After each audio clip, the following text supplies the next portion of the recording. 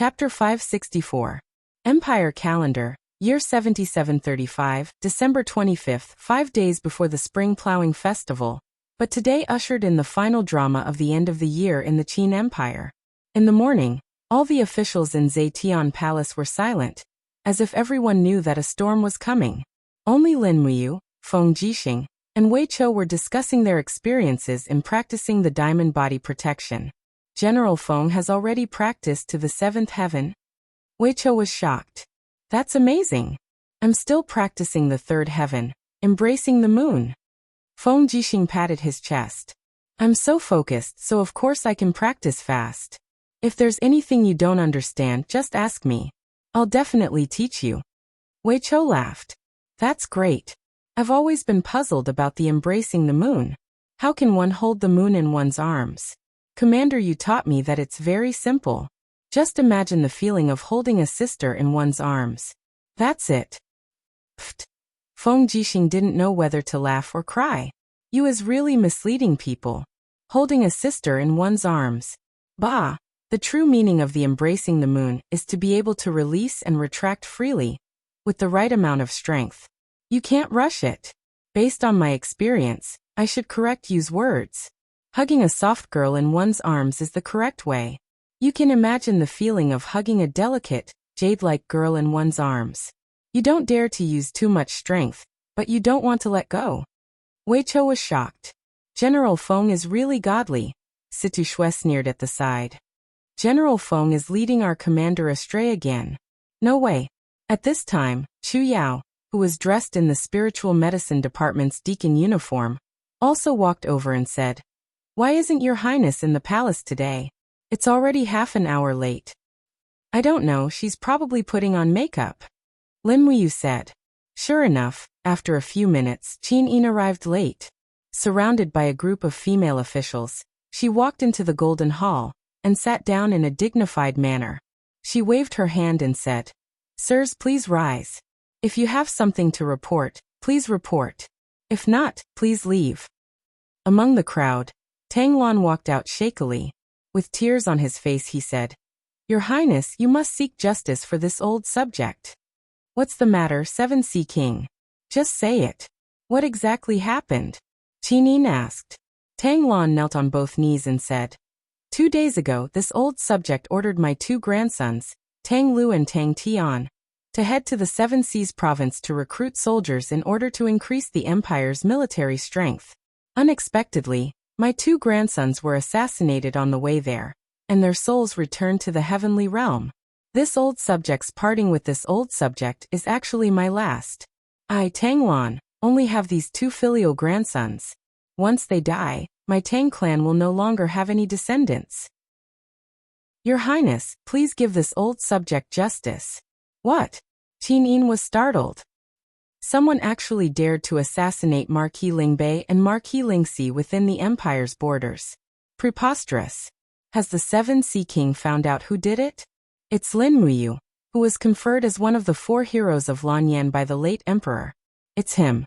Tang Lan was filled with righteous indignation as he pointed in Lin Muyu's direction and said, "The thousands of troops in the 7 Seas city all saw it clearly. It was Lin Muyu who killed Tang Tian with the star's sword.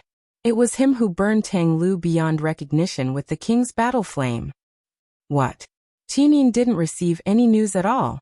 When she heard up to this point, she was already dumbfounded. She looked at Lin Muyu and said, "Commander Yu, what's going on?" Lin Muyu's expression was calm as he cupped his fists and said, "I've been staying in the imperial capital for the past few days.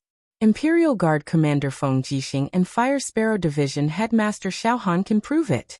My subordinates can also prove that I never left the imperial capital. It's impossible for me to go outside the city to kill people."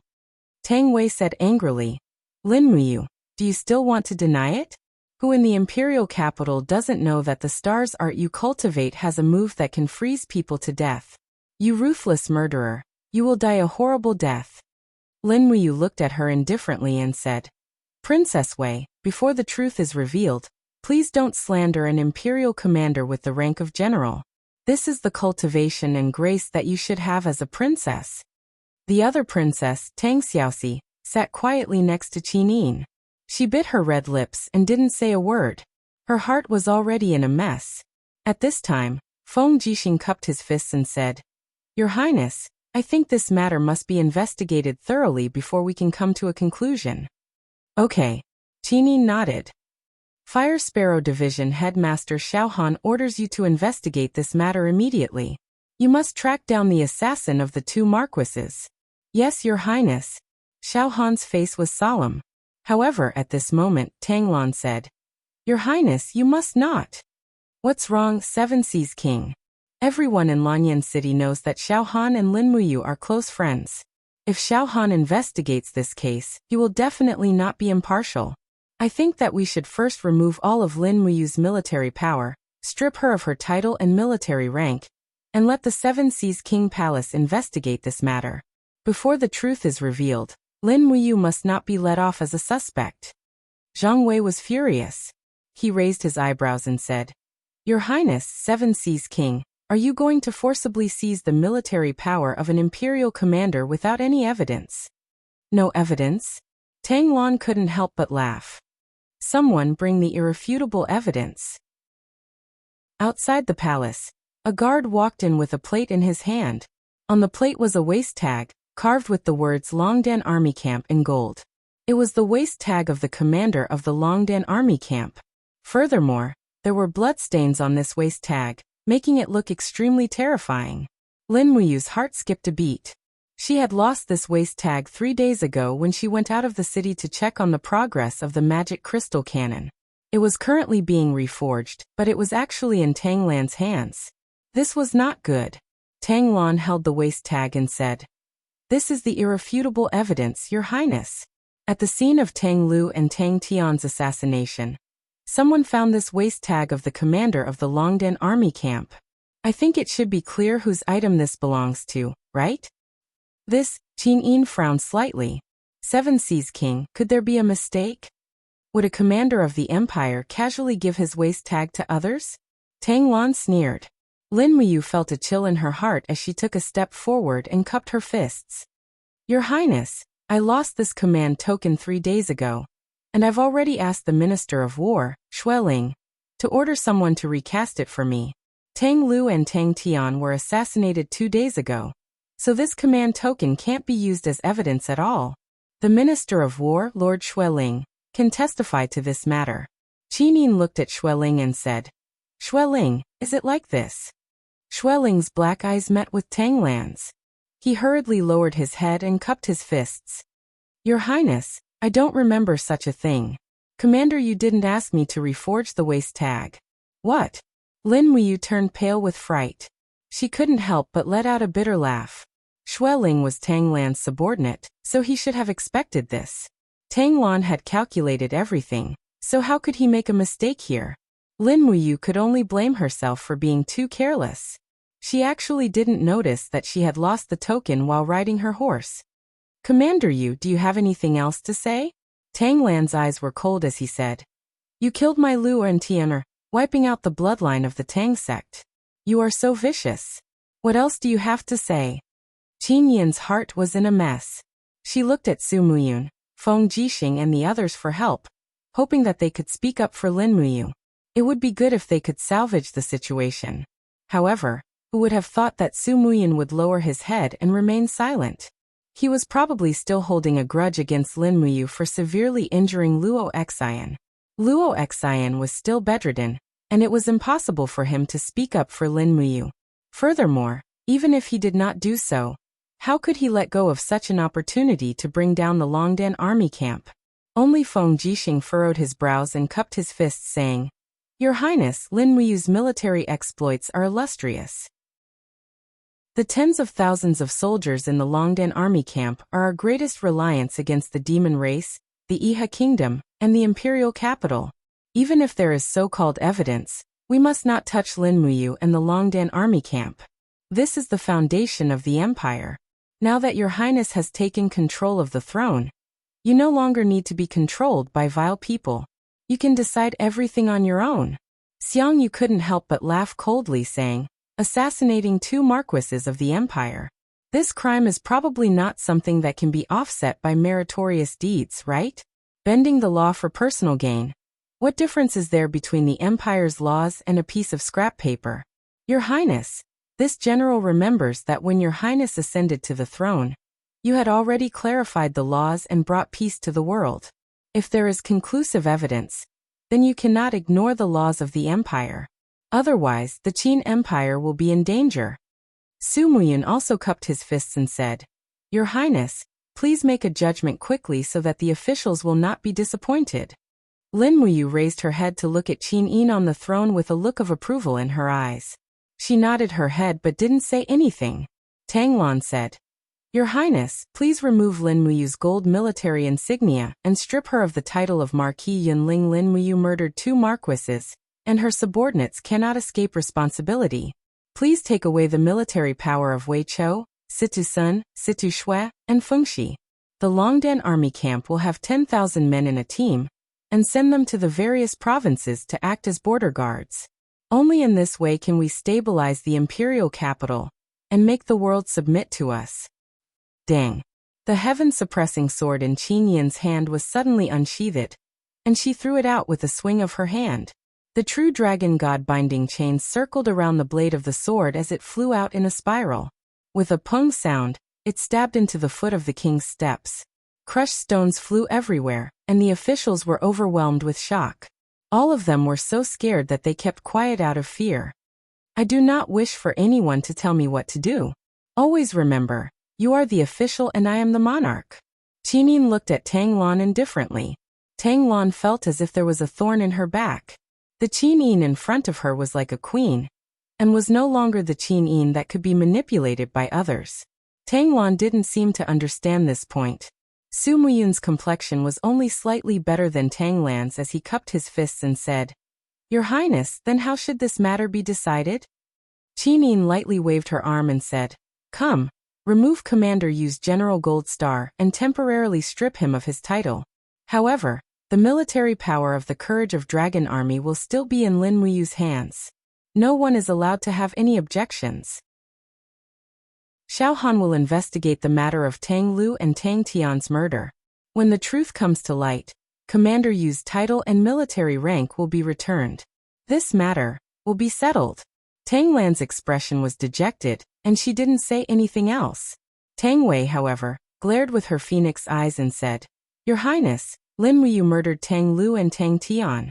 The evidence is conclusive. How can Your Highness be so biased and still let this person continue to control the military power?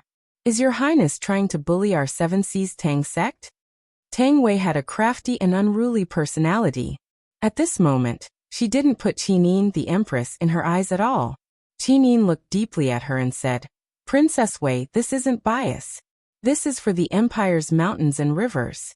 Please remember, the one who drowned 60,000 armored demons in the wildfire plains and forced the 2 demon legions to retreat wasn't Tang Lu or Tang Tian, but Lin Muyu.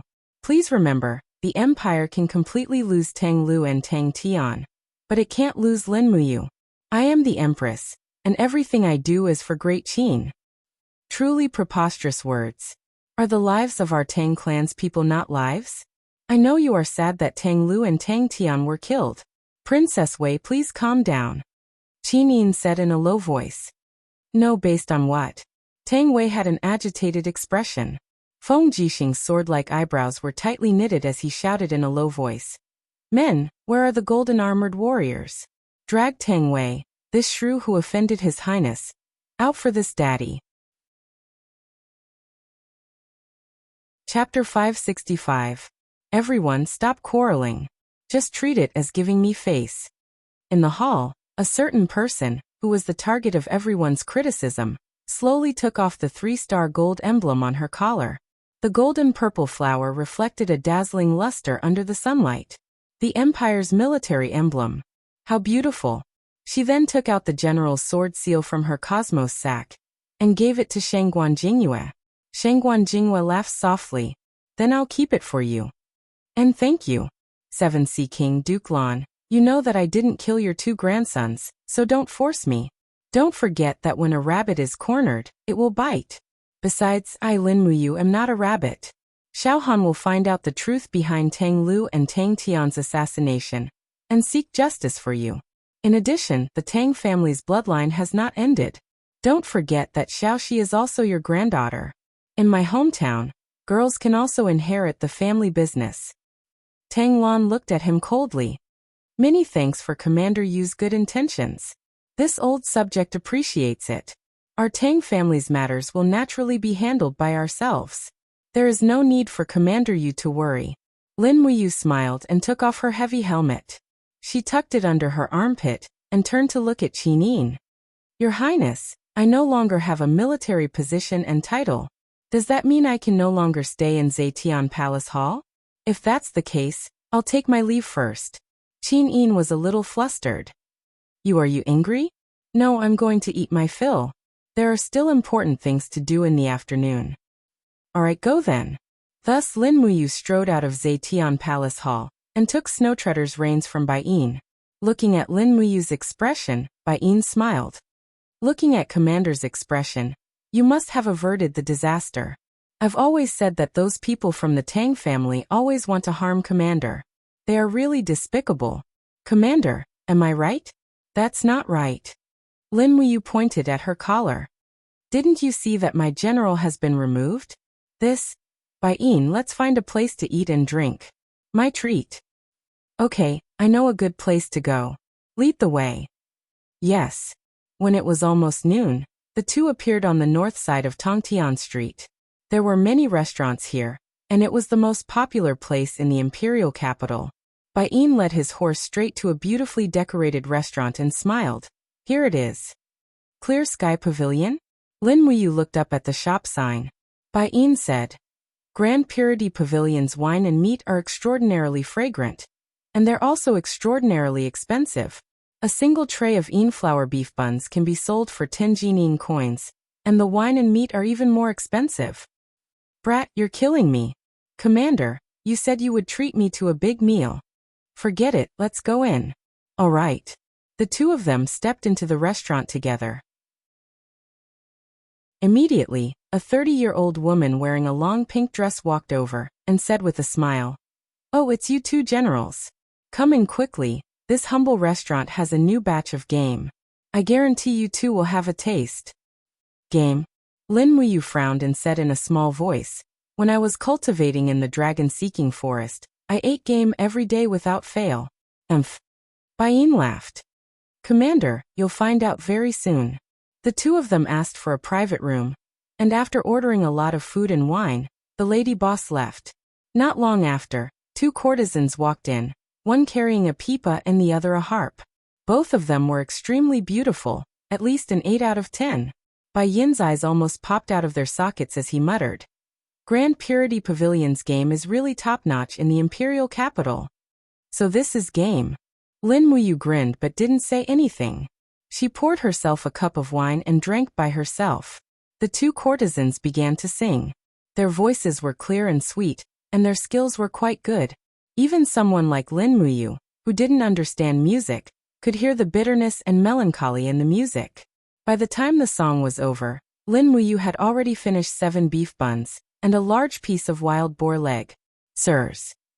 The girl carrying the pipa said, My name is Zhao Qin, and I'm proficient in zither, chess, calligraphy, and painting. My ancestral home is Cloud Province's Shangyuan Commandery, and because of the chaos of war, I came to the imperial capital. If you don't abandon me, I'm willing to redeem my value at 1,400 Jin coins. I'm willing to be a slave or a servant. At this time, the red-clothed girl on the right also said, My name is Lu Lan, and my ancestral home is Qihai Province's Pingyuan Commandery. My mother died when I was young, and my father was a soldier. He died in battle against the demons half a year ago, and his pension was taken by County Chief Blackheart. With no one to rely on, I can only sell myself as a slave or a servant. If you don't abandon me, I'm willing to redeem my value at 1,000 Jin coins. Lin Muyu was silent. Bai Yin said with a smile, Sirs, my lord is of noble character and unquestionable integrity. He doesn't lack women, so there's no need for you to introduce yourselves. Just play and sing, and the reward will not be small. Yes. At this time, Lin Muyu slowly put down the cup in her hand and said, Zhao Qin, how did you end up like this? If it was only because of the chaos of war, you could have found a good family and married them with your beauty. How did you end up as a prostitute? Zhao Qin's delicate body trembled, and her beautiful eyes were covered with a layer of mist. Sirs, please understand. After my house was burned to the ground, I was captured. They defiled my body that night. How could an unclean body marry someone? That's why I ended up in this state. Lu Lan, are you the same? Lin Muyu asked. Yes. Lu Lan sat there in silence, not daring to say anything. Both of them could see that this young general in front of them had an extraordinary bearing. The confidence and calmness in his speech were not something those mercenaries could compare to. Presumably, his identity was extraordinary. Moreover, the golden purple flower embroidered on his white robe made it even more obvious that he was of high status. Bai Yin was a little surprised. Commander, why are you asking about this? Lin Muyu said, the human traffickers in Yanlanyan City are becoming more and more rampant. They abduct and sell young girls everywhere to be the singers and dancers of Yanlanyan City. Those who aren't good-looking are sold as prostitutes, and no one cares about their crimes. Bai Yin laughed. This is something that has happened since ancient times. Who cares? I'll take care of it. Lin Muyu smiled. She took out a gold note from her bosom and placed it on the table. I'll help you to redeem your freedom. But you need to tell me who sold you here. I'll follow the clues and uproot this power. Sirs, you have to think this through. The business of selling prostitutes is very profitable. The backers behind them are not small. I even dared to offend Tang Lan and Su Muyun. What can this backer do to me? Today Lin Muyu held the military power. With the strength of the Longdan army camp, it was enough to support half of the imperial capital. In addition, with the help of Feng Jixing, Xiao Han and others, the time was ripe. Lin Muyu could indeed do some things that she couldn't do in the past. The two prostitutes were dumbfounded. This young general in front of them actually said that he dared to offend even the Seven Seas King and the Cloud King. His identity was even more obvious. There were only two people who dared to say such words in Lanyan City. One was Feng Jixing, and the other was Lin Muyu. And this handsome person in front of them was definitely not Feng Jixing. Then it was the legendary Lin Muyu, who defeated the demon race in the wildfire plains. Zhao Qin's delicate body trembled slightly. She prostrated on the ground and said gratefully, Thank you, sirs, for giving me a new lease of life. This servant was sold to the imperial capital by a group of ruffians. I only remember, they had an organization called the Copper Dagger Gang. Everyone would carry a bronze dagger with them. Many disobedient women would die under their daggers. Copper Dagger Gang? Lin Muyu frowned and asked, Bai Yin, do you know about the Copper Dagger Gang? I do. Bai Yin ate and said, Sirs, you can't be planning to make a move against the Copper Dagger Gang, right? Can't I? That's fine, but the Seven Seas King's mansion is thinking of ways to frame you. And yet you're running off to save a girl who has lost her footing. Is this really good? Won't you disappoint Xiao Han, Feng Jixing and the others? They won't, they understand me. That's fine. Bai Yin said, the Copper Dagger Gang is different from Situ Sen's Heaven Execution Society. The Copper Dagger Gang only lives underground, and all of their transactions are done in secret. I only know that the Copper Dagger Gang has been around for less than 3 years. The leader of the Copper Dagger Gang is a man called Lu Jun. It is said that he has dealings with the Imperial Guard and some of the lower and middle-level officers of the Major Corps. So it won't be as easy to remove the Copper Dagger Gang as you think. Lu Jun? Lin Muyu muttered. Why does this hateful name sound so familiar?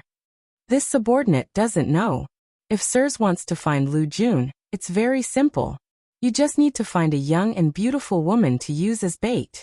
Walk in the alleys of the old city area at night, and someone from the Copper Dagger Gang will naturally receive her. Please don't. Lilin, the songstress, was like a frightened little beast as she said, the Copper Dagger Gang. Whenever they catch a young and beautiful girl, they will definitely defile her first. No. You can't. Lin Muyu flashed a radiant smile and said, Don't worry, with me here no one can touch her. Bai Yin continue. Bai Yin nodded and explained, The leaders of the Copper Dagger Gang are divided into 10 ranks from low to high. The lowest rank is called Snake Head, and above it are Eagle Head, Wolf Head, Bear Head, Shark Head, Leopard Head, Lizard Head, Whale Head, Tiger Head, and Dragon Head. Generally speaking, Snake Head is just a small fry. If he captures more than 3 women, he will be promoted to Eagle Head. If Eagle Head captures 6 women, he will be promoted to Wolf Head. Wolf Head needs to capture. This subordinates math isn't too good, so I can't calculate anymore. Anyway, the Copper Dagger Gang's Wolf Head is called Lu Jun. You can imagine how many innocent women he has captured. Lin Muyu was dumbfounded. She murmured, "What a great MLM gang. If I don't destroy this Copper Dagger Gang, it will be a disgrace to my identity as a transmigrator." Bai Yin was at a loss. What is MLM? And what is transmigration? Chapter 566. At dusk, Lin Muyu returned to Zetian Palace to discuss with Qin Yin about the legislation to ban human trafficking and to get a free meal. As this matter was too serious, Qin Yin called Feng Jixing, Tang Xiaoxi, and Qin Yan over as well. At night, everyone sat around the table. In the rising steam, the pot of pork and potatoes was giving off an alluring aroma. Feng Jixing frowned and said, "If we ban human trafficking, the implications will be huge. The female slave market in Lanyan City can bring in at least 100 million gold coins every year, and all the brothels are infiltrated by the wealth of the officials. It can be said that a slight move in one part will affect the whole body. As far as I know, there are more than 40 restaurants in Officers' Alley alone that operate this kind of business. They have trained a large number of singers and dancers, and are waiting for the highest price. Among these 40 restaurants, at least 10 are opened by the generals and civil officials of the Prince of Cloud Zhong's mansion, and most of the others are opened by the important officials of the imperial court. There are 3 departments and 6 ministries, and almost no one can escape. Even the Minister of History and the Minister of Revenue have opened several restaurants that trade singers. This matter, it's better to think about it at length, otherwise I'm afraid it will arouse public anger." Lin Muyu nodded and thought for a while, then said, "I know this matter has a lot of implications, so I dare not act rashly. Otherwise, I would directly dispatch the Longdan army camp to arrest them. But this matter has to be changed." "Boy, you are still thinking about the system of female camp?" Feng Jixing chuckled. "That's right," Lin Muyu said. "The soldiers of the Imperial Army are all professional soldiers. Since they are professional soldiers, they should not use female camp to stimulate their combat effectiveness. I don't know if Brother Feng still remembers, but it's not the first time that the Imperial Army's mobility and morale were affected by the existence of female camp. Many middle and low-level officers lost their fighting spirit after having female camp. When retreating and marching, the overall marching speed was also slowed down because of the female camp. Otherwise, the 20,000 Iron Blade Army cavalry would not have been chased by 3,000 armor demons, and lost more than half of them. "I agree with Mu's opinion." Tang Xiaoxi, who was sitting beside Qin Yin, smiled and said, "There shouldn't be female soldiers in the Empire's army in the first place. We're not some barbaric tribe army that needs women to motivate us. Now that the Empire has a complete reward system, there's no longer a need for female soldiers to exist." The commander of the Imperial Guards, Qin Yan, ate a piece of meat and did not even have time to wipe his mouth before saying, "I also agree with Big Brother's view." Qin Yin nodded. "Since we're more or less on the same page, and I think the time is ripe, I'll issue an edict tomorrow morning to abolish the barracks mistress system. All barracks mistresses of the Empire will be given 10 Jin Yin coins each." Just abolishing the concubine system is not enough. Lin Muyu said, "We still need to customize a punishment system for human trafficking. Those who forcefully abduct women and sell them as slaves will be killed. Those who forcefully abduct women and forcibly take them as wives will be whipped 50 times and fined 5 Jin Yin coins. Other than those who voluntarily sign the contract to sell themselves, anyone who forcefully buys and sells women will be punished severely. Only this way can we make the law clear and change the bad habits that have persisted for 10,000 years in the Qin Empire." On the side, Shangguan Jingyue, who was serving everyone at the back, lightly bowed and said with a smile, Jingyue represents all the women in the world to thank Commander Yu's great kindness. Your Highness, can Jingyue write this set of laws for you? Amen, Qinin nodded. Then Jingyue can go busy yourself. There's no need for you to serve here. Yes, this servant will take her leave. Shangguan Jingyue slowly retreated in a natural and unrestrained manner. Seeing this, Qin Yan and Feng Jixing couldn't help but be a little dumbfounded. Qin Yin was already a great beauty, and the female official by her side was actually such a natural beauty. It was too precious. Lin Muyu seemed to have noticed something and couldn't help but smile. Big brother Feng, I'm 27 years old this year. Logically speaking, you're older than me by 5 years, so you'll be 33 years old this year. You're still unmarried. Don't tell me you won't consider it. In my opinion, this female official Shangguan Jingyue is virtuous and treats people gently. She's a good candidate. Moreover, big brother Feng, let's talk about the concubine. Feng Jixing's face was a little flushed as he said, I'm not worthy of her. How can that be? Tang Xiaoxi smiled with her dimples. Big brother Feng, as one of the Empire's commanders, is well versed in both the pen and the sword. Your appearance is also passable. Even if Jingyue's background isn't bad, she's still only a personal female official. How can you not be worthy of her? When it came to getting serious, Feng Jixing was a little timid. He lowered his head and drank the wine in one gulp. His eyes had a touch of melancholy as he said, Feng Jixing is a sinner. I carry the souls of 30,000 brothers on my back. As long as the Iha nation is not destroyed and Ji Yao is not dead, I, Feng Jixing, am not worthy of marrying a wife. So forget it. I've only been suffering all these years. I don't want her to suffer with me. Qin Yin and Tang Xiaoxi were startled and went silent. Everyone knew what Feng Jixing was shouldering. This was something that no one was willing to mention. Feng Jixing, because of his own kindness, buried the lives of 30,000 imperial guards. This was a knot that he would never be able to untie in his life. Actually, no matter how many enemies he killed, even if he really destroyed the Iha nation, with Feng Jixing's personality, he would never be able to let go of it. This kind of guilt would accompany him for the rest of his life. Lin Muyu used a spoon to stir the soup pot. The boar meat and potatoes slowly moved up and down. He smiled and said, the 300,000 soldiers of the Iha nation surrounded the Fire Badger Valley. No matter what decision Big Brother Feng makes, the 30,000 imperial guards will still die. They died for the Empire, and now their names are already on the nation-guarding monument. They should be able to rest in peace in heaven. Big Brother Feng, you have already stepped into the Holy King realm. It is only a matter of time before you advance to God realm. You will obtain eternal life, and we still have a long road ahead of us. Feng Jixing was startled. He held his chopsticks and sat there absent-mindedly. He raised his head to look at Lin Muyu and said, If we all step into God realm in the future, the road to eternal life will be so lonely and boring. Will you drink with Big Brother Feng often? Why not?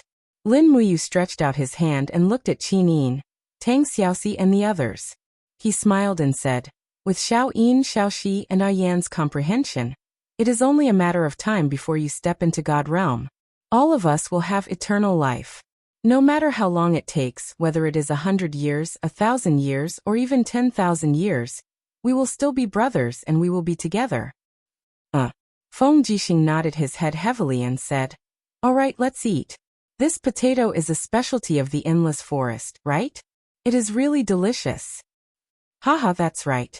Lin Muyu looked at Tang Xiaoxi and asked, Xiaoxi, how is the production of potatoes in the endless forest this year? It has been planted on a large scale. The yield of this autumn is enough for the demon clan and the barbarian tribe to survive the winter. Otherwise, I am afraid it will be another hungry winter. Next spring, we will reclaim the land and plant more crops to provide food for the endless forest and the empire. Let me tell you again, potatoes can be cooked and dried in the sun. They can also be eaten after being fried, and they taste better with ketchup. What is ketchup?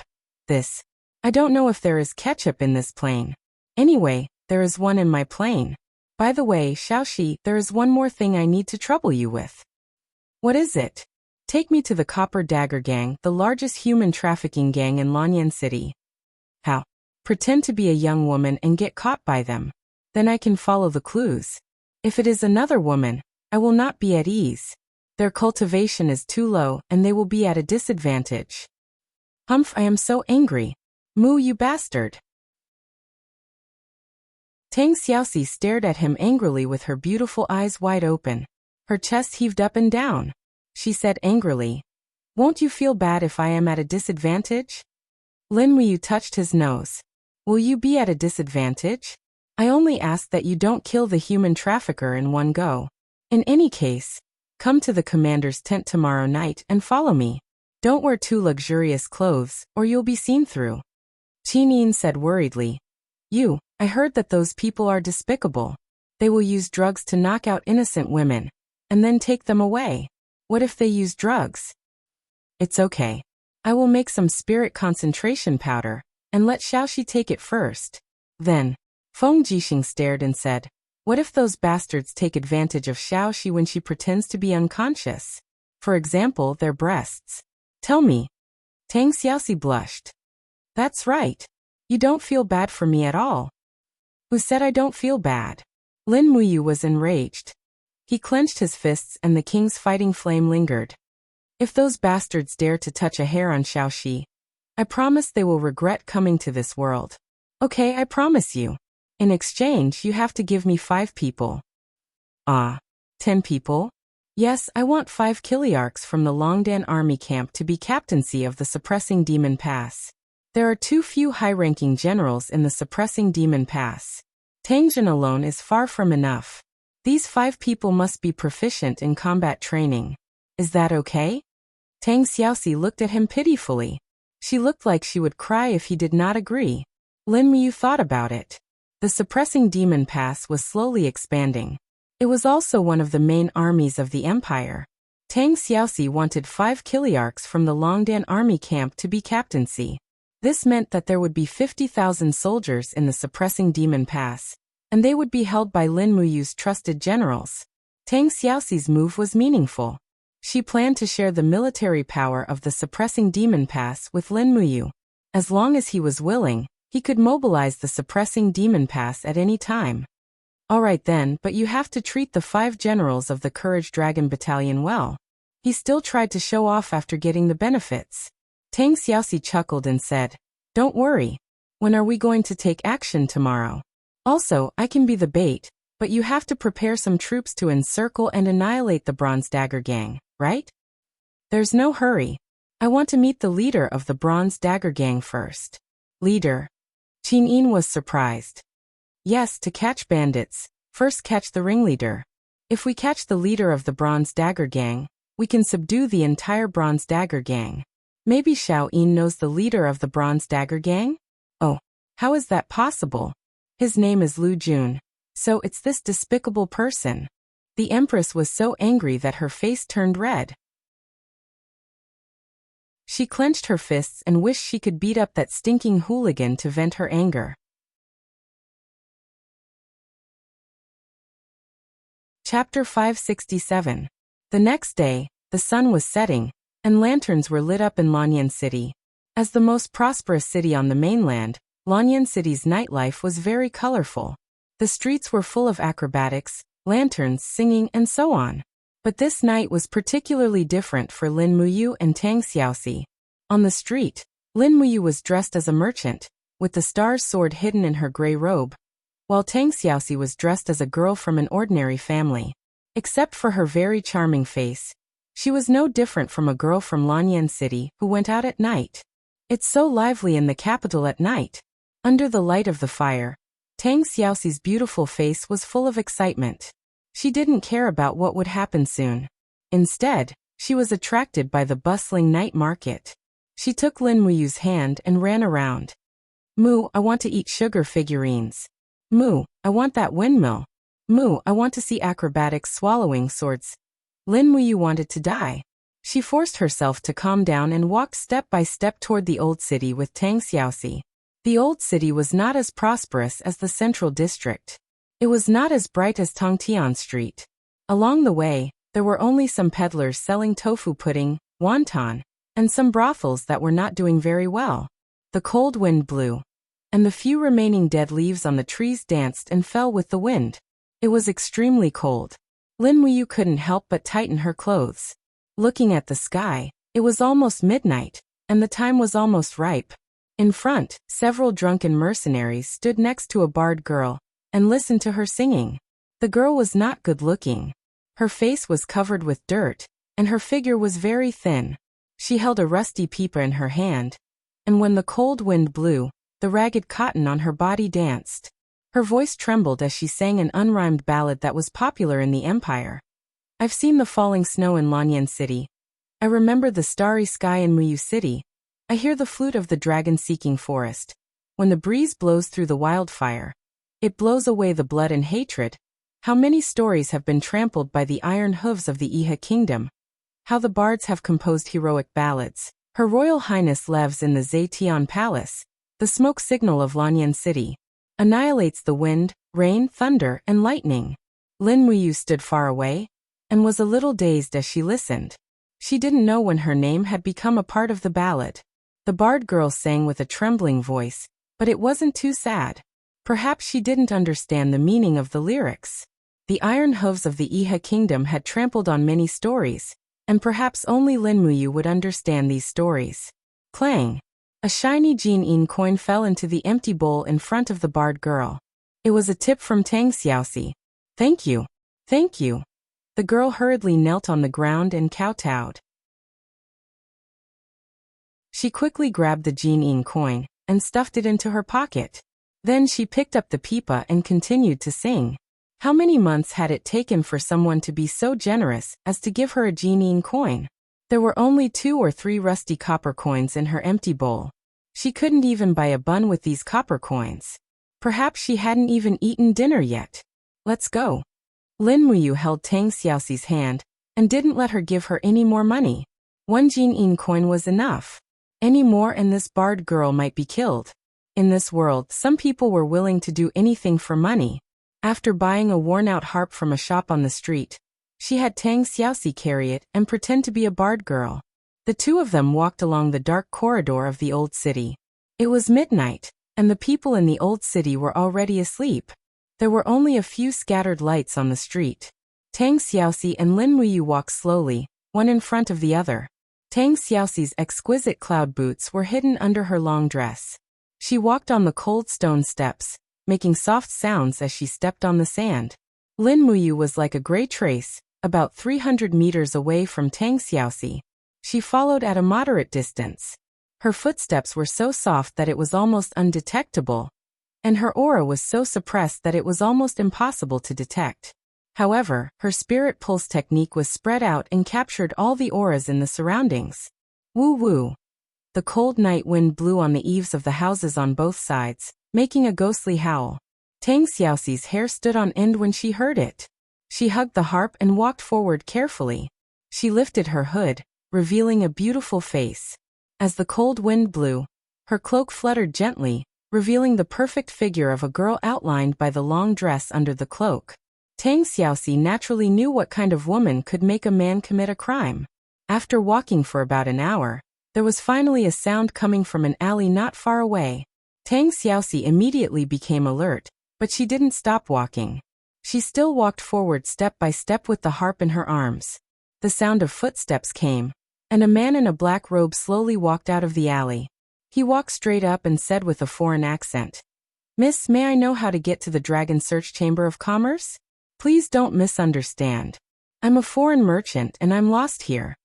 Tang Xiaoxi pointed to Tongtian Street in the distance. "Thank you, Mississippi." The man nodded and smiled, but a trace of surprise flashed in his eyes. Only after observing from a close distance did he realize how beautiful this barred girl was. However, he remained calm and walked past Tang Xiaoxi. When their backs were facing each other, he suddenly turned around and took out a piece of cotton cloth to block Tang Xiaoxi's mouth from behind. A strong smell of medicine came, and Tang Xiaoxi knew that the person she was waiting for had finally appeared. The man closed his eyes and pretended to faint on the ground. He laughed and said, "Finally a big fish. Ha ha ha, this time, Hosaner can at least upgrade to an eagle head. Sure enough, there was a copper dagger hanging on his waist. Lin Muyu had no intention of letting this Hosan carry Tang Xiaoxi to their lair. She leaped forward, and a Saint Realm pressure swept out. When Hosan's palm was 7 to 8 centimeters away from Tang Xiaoxi's chest, an invisible pressure fell on him, immobilizing him, as if he had seen a ghost. At this time Tang Xiaoxi, who was lying on the ground, got up and raised her hand to slap Hosaner's face. Smelly pervert! Lin Muyu stepped forward and grabbed Hosaner's collar, saying with a frosty expression, "Don't speak, or you're dead." "Who are you?" Hosaner's voice trembled. "The person who wants your life." Lin Muyu opened her palm lightly, and the jade snow frigid energy surged, creating an icy energy field around them. Suddenly, Hosan felt as if he had fallen into the abyss of death. When Lin Muyu retracted her palm, Hosan's face was as pale as a sheet, as if he had died once. What do you want?" "I don't want anything, just be obedient, and I can spare your life. Hero, as long as you don't kill me, I won't go west if you tell me to go east.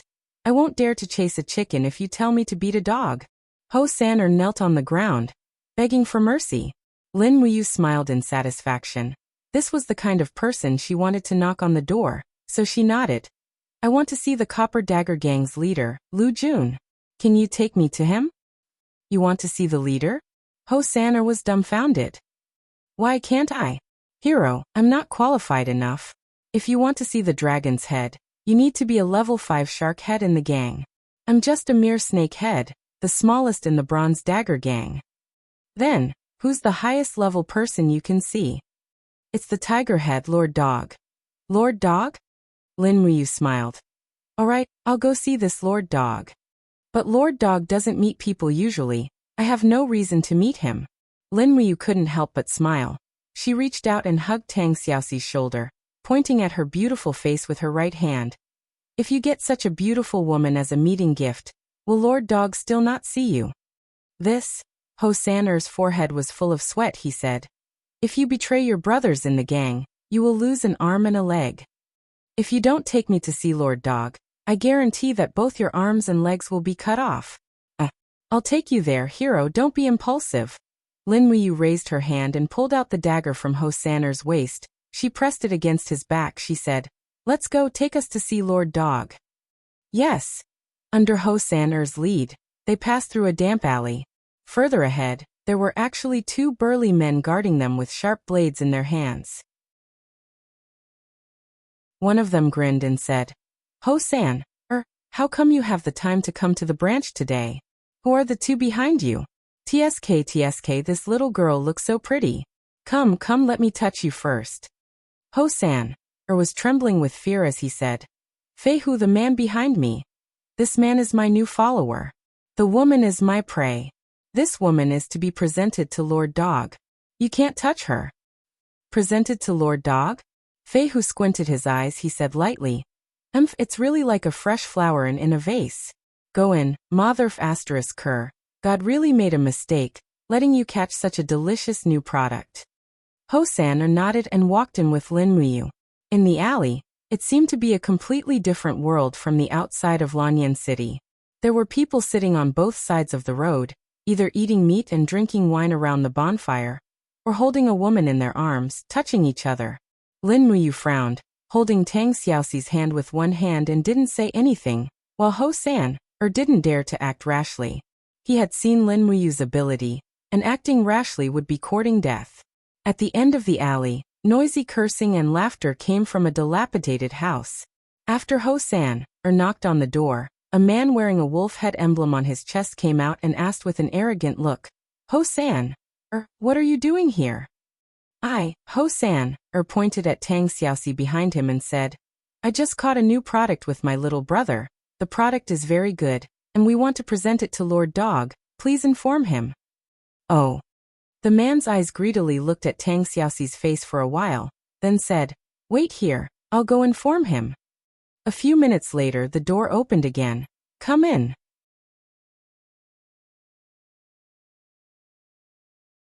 Chapter 568. The room was filled with smoke. A large group of people were gambling around a big table and smoking a very strange kind of cigarette. It must be a kind of drug in this world. Lord Dog, she's here, the wolf head said respectfully. At the table, a bald strong man looked up. There were 2 scars on his face. One of them was from top to bottom, so he was blind in one eye.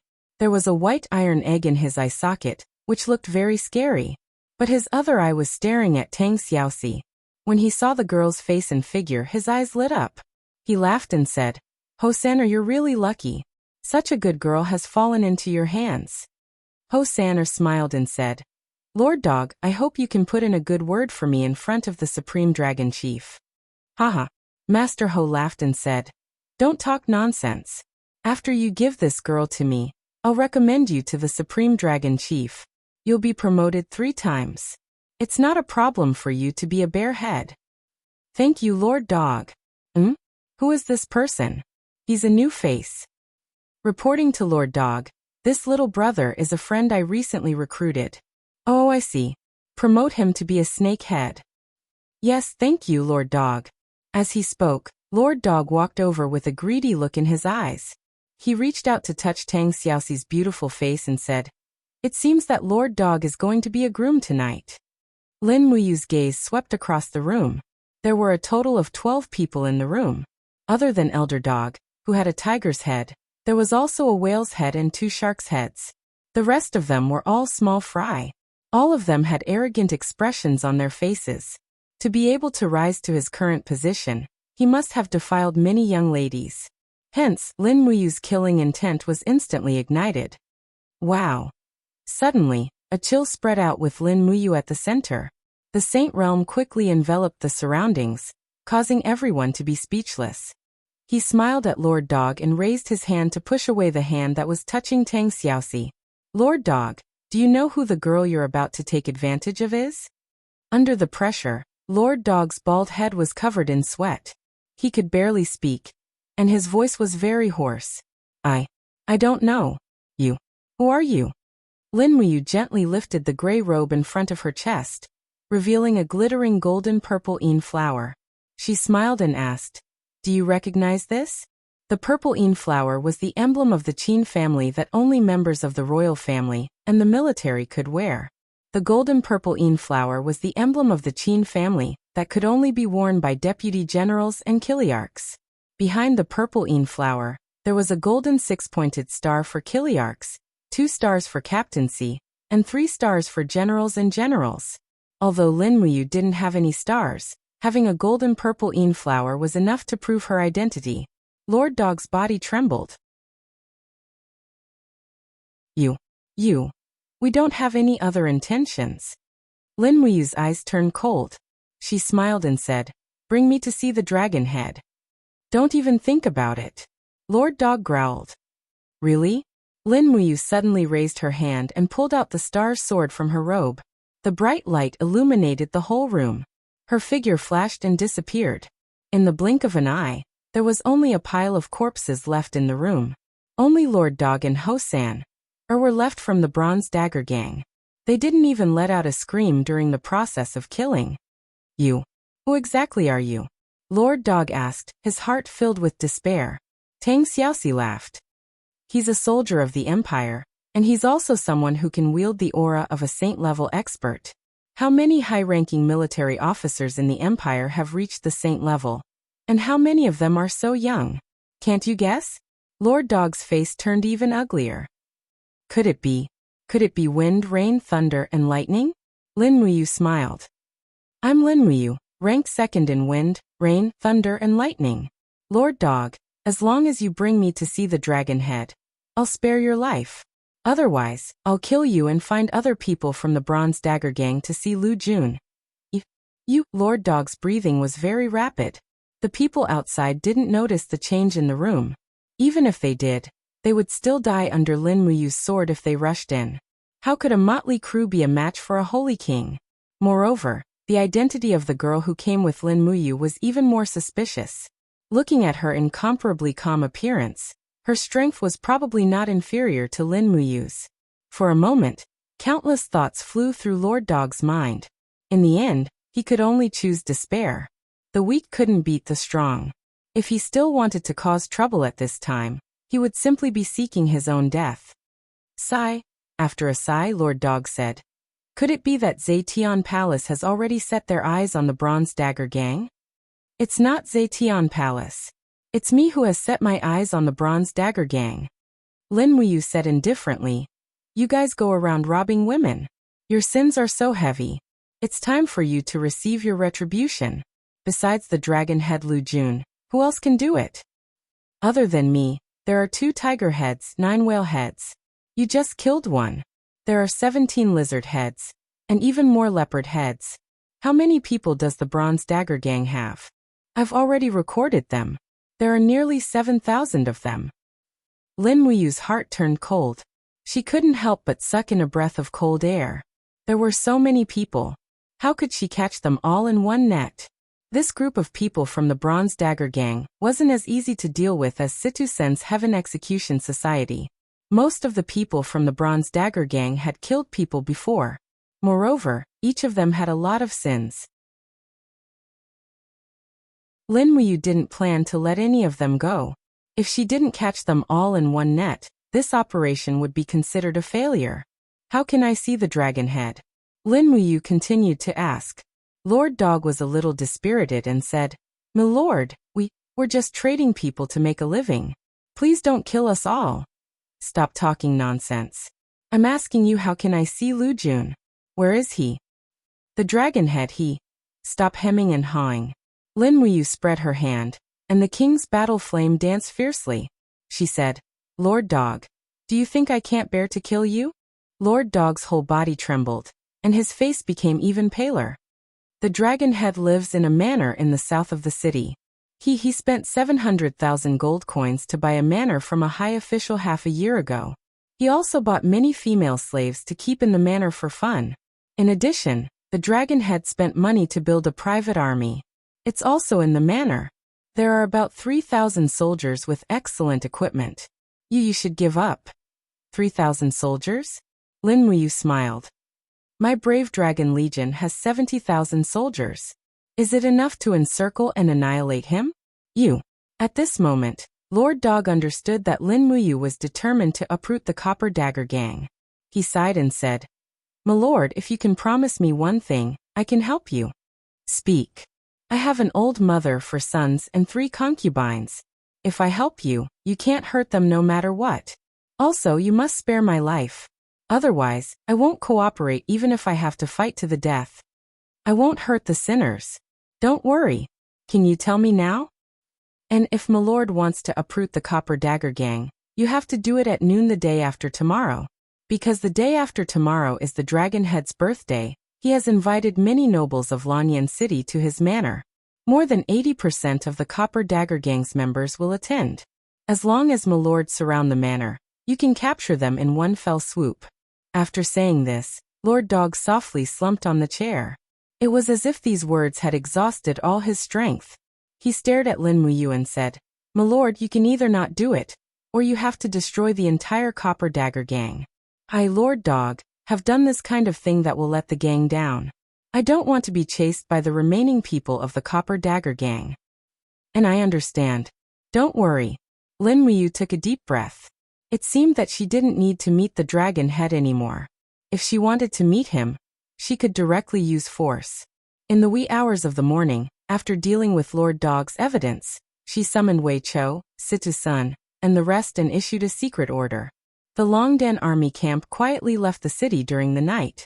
Nearly 70,000 soldiers of the Longdan army camp were already outside the city.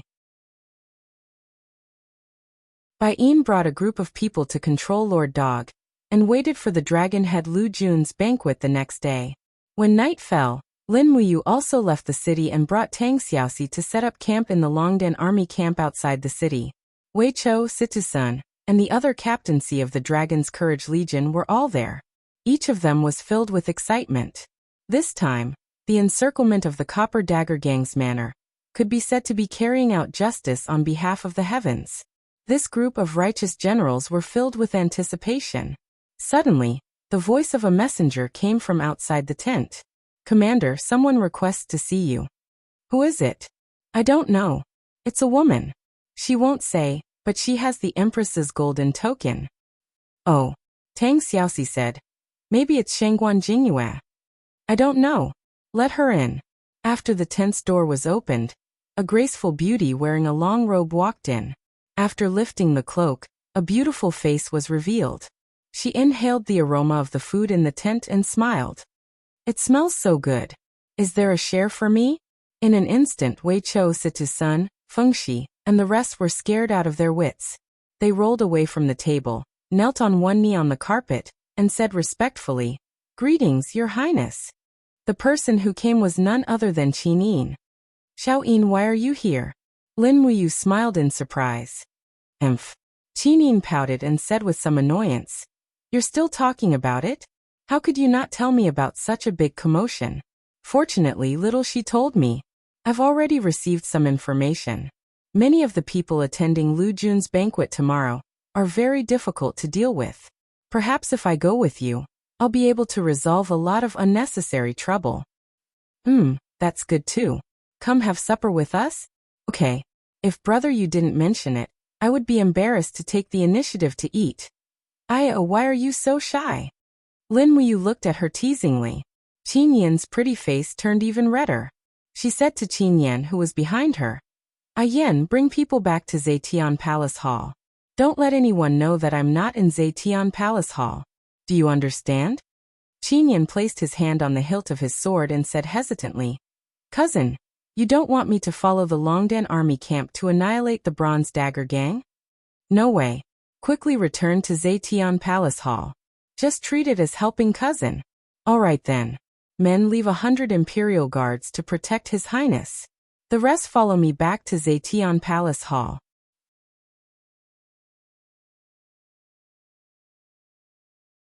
Chapter 569.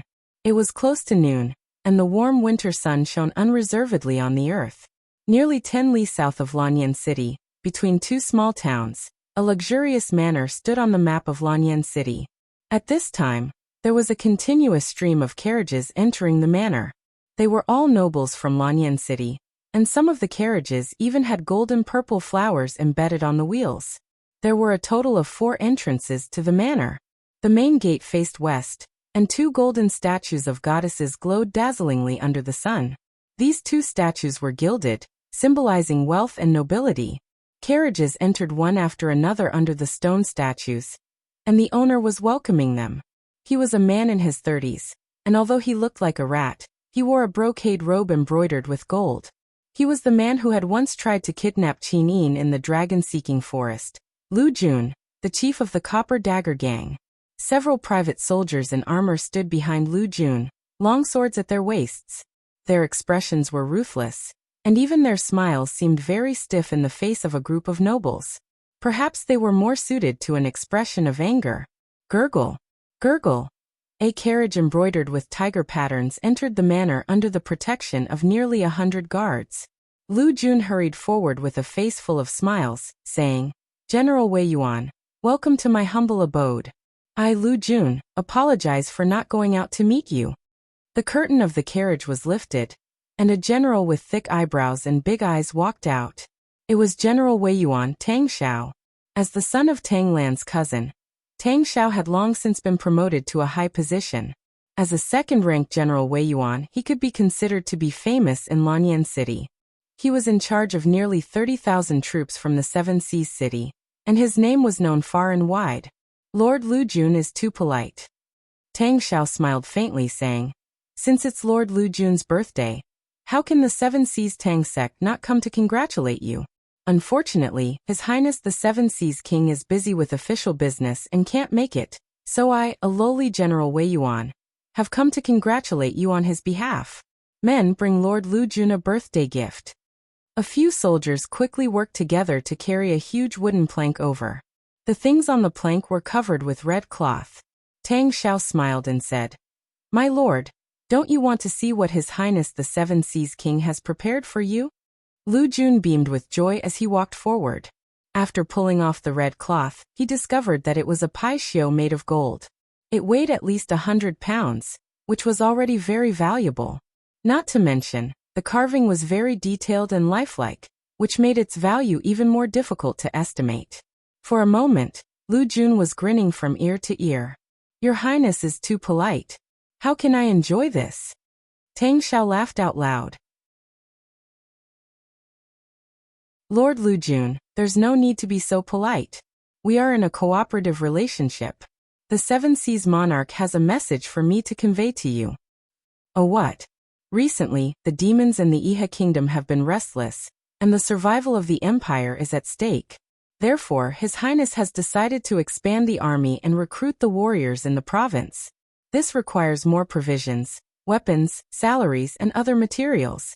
Therefore, His Highness the Seven Seas King has decided to increase the commission of all the restaurants, casinos, and workshops that the Tang family cooperates with you by 10%. I hope that Lord Lu Jun can consider the overall situation of the country. Why can't I? Tang Xiao narrowed his eyes and asked with a smile. Yes, of course. Since His Highness the Seven Seas King has spoken, it's a small matter. General, please report to His Highness that this additional 10% of income will be sent to the Seven Seas King's mansion from this month onwards. His Highness can rest assured. Good.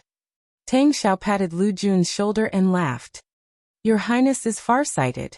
You will definitely achieve great things in the future. Then shall I go in and drink your birthday wine first? Please come in. Looking at Tang Xiao's back, Lu Jun couldn't help but clench his fists. His face was livid as he whispered, this group of vampires. It's not easy to do business, and they actually increased the commission. Sai, a private army leader behind him said, Boss, this can't be helped. How can we not bow our heads when we are under the low eaves? Half of Lanyan City is under the control of the Tang family. If the Tang family doesn't protect us, I'm afraid more than half of our shops can't be opened at all. This 10% of income can be considered as filling the appetite of the King of Hell. That's the only way. Lu Jun gritted his teeth and asked, Are all the people from the 6 ministries here? The people from the Ministry of Rights, the Ministry of Appointments, the Ministry of Revenue, and the Ministry of Justice are all here. Basically, they are all officials with the rank of assistant minister. However, the people from the Ministry of War and the Ministry of Works are still nowhere to be seen. Last month, the Minister of War, Xueling, chose 3 maids from us to be his concubines. Don't worry. We have him under our control. It's impossible that he won't come. Boss is wise. In less than a few minutes, the neighing of war horses could be heard from outside the manor. The people from the Ministry of War had indeed arrived. Moreover, there were nearly 200 of them.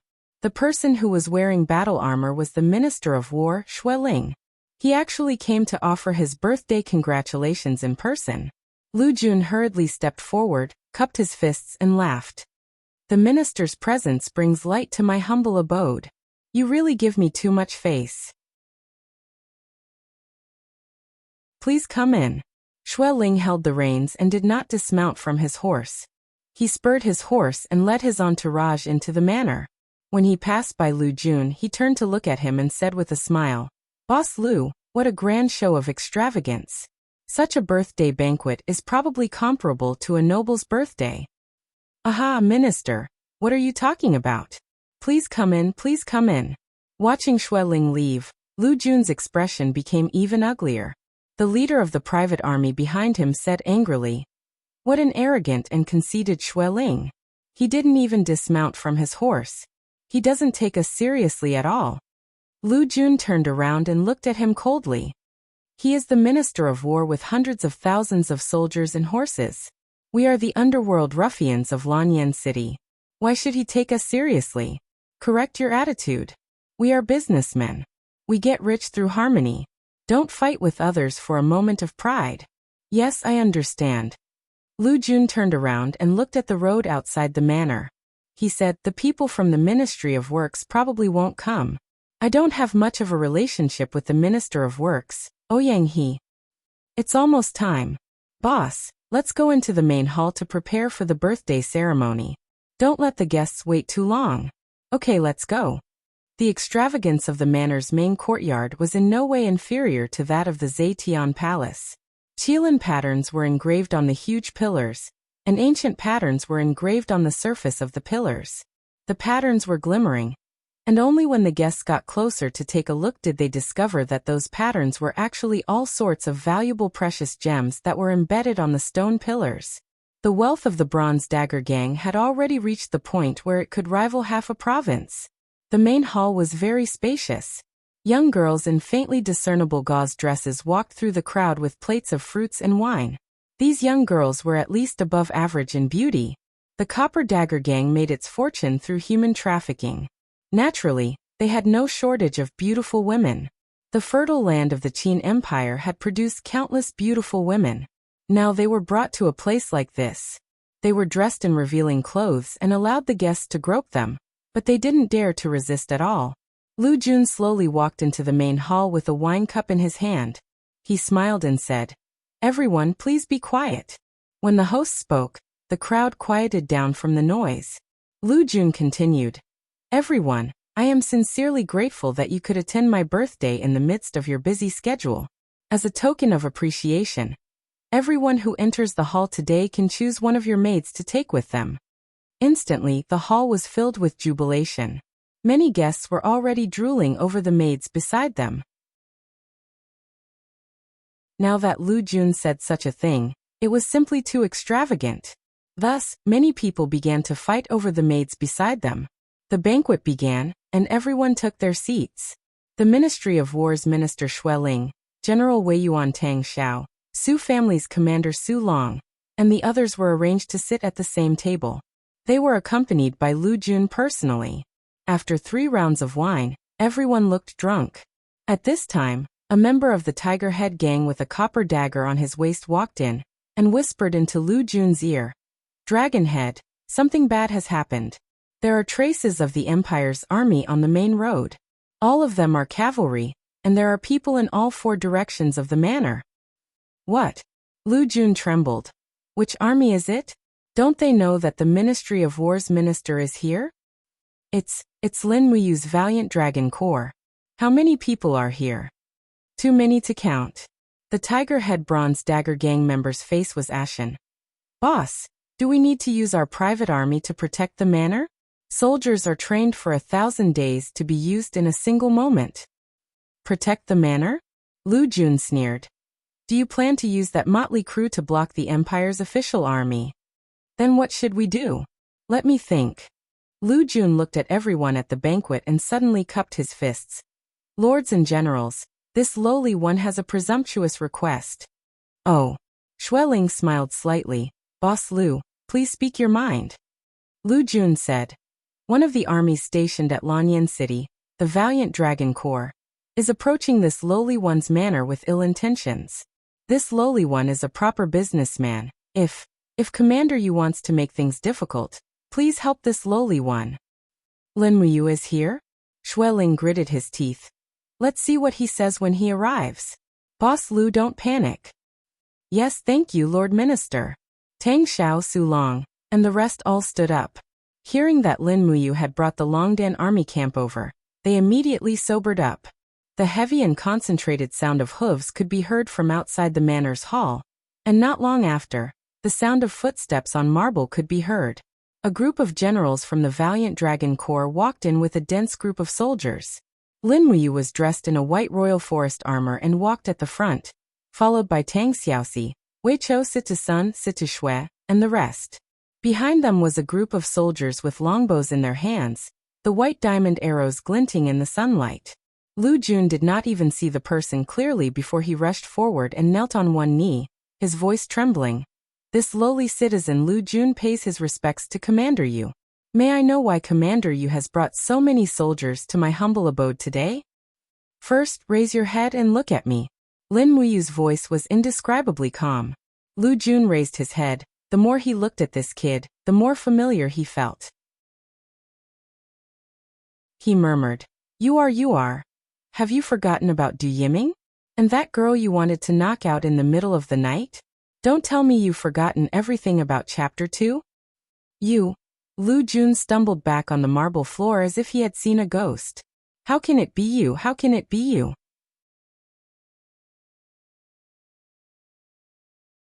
Chapter 570. Whoosh! Lin Muyu shook her hand, and a golden scroll appeared in front of everyone. She said, Her Highness the Empress has issued an edict yesterday to abolish the concubine system in the imperial barracks. Forcible human trafficking is prohibited in the empire. The Copper Dagger Gang is suspected of trafficking and abducting the citizens of the empire. All of them will be arrested. Anyone who dares to disobey will be killed on the spot. Lu Jun's face was ashen. He hurriedly looked at Xueling and Tang Xiao. The Copper Dagger Gang's business network in Lanyan City was too big. It involved almost all fields. If the Zine Flower Chamber of Commerce and the Dragon Chamber of Commerce controlled the economic lifeline of Lanyan City, then the Copper Dagger Gang controlled the entire black market. The Copper Dagger Gang paid nearly 10 million jinin to the Seven Seas Palace every month and bribed the Minister of War, Xueling, with millions of jinin. They couldn't just sit back and do nothing. Tang Xiao slowly walked forward and put his hand on the hilt of the sword at his waist. He smiled and said, Commander Yu, let's talk it over. We have always been observing the Copper Dagger Gang's business. They are honest businessmen. All the slaves have contracts signed by the Ministry of Revenue and the local government. It is in line with the Empire's laws. They are not human trafficking. I hope, Commander, you can understand. Is that so? Lin Muyu raised her eyebrows and pointed at Tang Xiaoxi behind her. She said, 2 nights ago, Princess, she passed by the old district of Lanyan City alone. She was almost drugged and taken away by the Copper Dagger Gang. The evidence is conclusive. Is General Wei Yuan trying to defend the Copper Dagger Gang? Tang Xiao looked at Tang Xiaoxi in shock. After all, Tang Xiaoxi was his niece, so he couldn't say much. Seeing that Tang Xiao was silent, Xueling stood up and said, The Bronze Dagger Gang is such a big gang, so it's inevitable that there will be some scums. Commander Yu, don't forget that the businesses of the Bronze Dagger Gang are approved by the government, including the Mansion of the Seven Seas and the Mansion of the Cloud King. If you arrest the Bronze Dagger Gang, it's equal to arrest the 2 kings. Lin Muyu, you're just a person whose title and military rank have been taken away. What right do you have to touch the 2 kings' people? Su Long from the Su family also walked over, cupped his fists and said, Commander Yu, this matter is of great importance. I hope that you can give face to the Tang family, the Su family, and the Ministry of War. The Empress's imperial edict is very clear. As long as there is a contract of sale, it is not illegal. The Copper Dagger Gang's business has always had a contract of sale as proof. Really? Lin Muyu folded her arms and said, The department that signed the indenture in Lanyan City seems to be the population department of the Ministry of Revenue. Someone help me find out who the assistant minister of the population department is. There's no need to find out. Wei Chou said respectfully, It's Wang Bi. Lin Muyu nodded and said, Immediately send a letter to Xiaohan and the Fire Sparrow department to arrest Wang Bi. Find out how he personally approved these indentures. Yes. Xueling's face became more and more livid. He said in a low voice, Lin Muyu, don't go too far. Lanyan City is the capital. Do you think you can cover the sky with one hand? Wang Bi is an assistant minister of the Ministry of Revenue. Do you think you can arrest him just because you say so? Lin Muyu laughed and said, Is that so? Then, what if she wants to arrest him? He gently stepped aside. Behind him in a loose white robe, Qin Yin, wearing the Empress's golden crown, stood there quietly. Her beautiful eyes were like water as she looked at the group of rebels. She faintly said, Do I have this qualification? Your Highness. Xueling, Su Long, Tang Xiao, and the others' faces instantly turned ashen. They knew that Lin Muyu's arrival was already a big trouble, but when they found out that Qin Yin was also here, they knew that this matter was irreversible and Lu Jun was beyond redemption. It's actually you. Lu Jun stared at Qin Yin dumbfounded. He had picked countless flowers in his life, and had an outstanding memory for women's appearances. With just one look, he could recognize that Qin Yin was the girl that he failed to get his hands on that night a few years ago. At this moment, Xueling, Su Long, Tang Xiao, and the other imperial officials all knelt on the ground and shouted, Your subject greets your highness. In an instant, Lu Jun's face almost cracked. How could he have imagined that the girl he tried to take advantage of that night was actually the empress of the empire? If he had known, he would never have done such a thing. Qinin looked at the crowd and said indifferently, "The Copper Dagger Gang violated the law by forcibly selling people. Now that the investigation has been carried out, everyone in the Copper Dagger Gang will be executed. I want to see how many people in Great Qin still dare to break the law knowingly. Minister of Population, don't use your power for personal gain. After the investigation, you will be executed immediately." The Minister of War, Xueling, colluded with the Copper Dagger Gang. "Men, immediately remove his gold insignia and remove his position. Let Feng Jixing hold the position of Minister of War." Wei Chou walked forward and removed all the military insignia from Xueling's collar and shoulders. Before leaving, he didn't forget to pat Xueling's shoulder, and smiled faintly without saying anything. Xueling was scared out of his wits. He knelt on the ground and trembled. Tang Xiao and Su Long were so scared that their faces turned pale. They didn't even raise their heads as they knelt on the ground. However, Qinin didn't punish them in any way. It was as if she didn't see them at all. She only smiled at Lin Muyu and said, I will return to Zetian Palace Hall first. You will be in charge of this place. Remember to come to Zetian Palace Hall and accompany me for dinner." "Yes, Your Highness." Qinin was protected by a group of Imperial Guards and Longdan Army Camp's elite soldiers as she walked out of the hall. Meanwhile, Lin Muyu had to face a group of trembling guests and the Copper Dagger Gang members. "Men, arrest everyone in the Copper Dagger Gang. If anyone dares to resist, kill them without mercy." This time, Lin Muyu mobilized more than 30,000 soldiers from the Longdan Army Camp. It was more than enough to take down a motley crew like the Copper Dagger Gang. The Copper Dagger Gang members didn't dare to resist, and all of them surrendered. "Lord Commander." Feng Shi walked out from the inner hall. Behind him was a group of soldiers carrying boxes. After opening the boxes, it was impressively stacks of indentures. Feng Shi said, "We found these in the back hall." "Indentures?" Lin Muyu smiled and said, "Burn them all." Yes. The fire was ignited.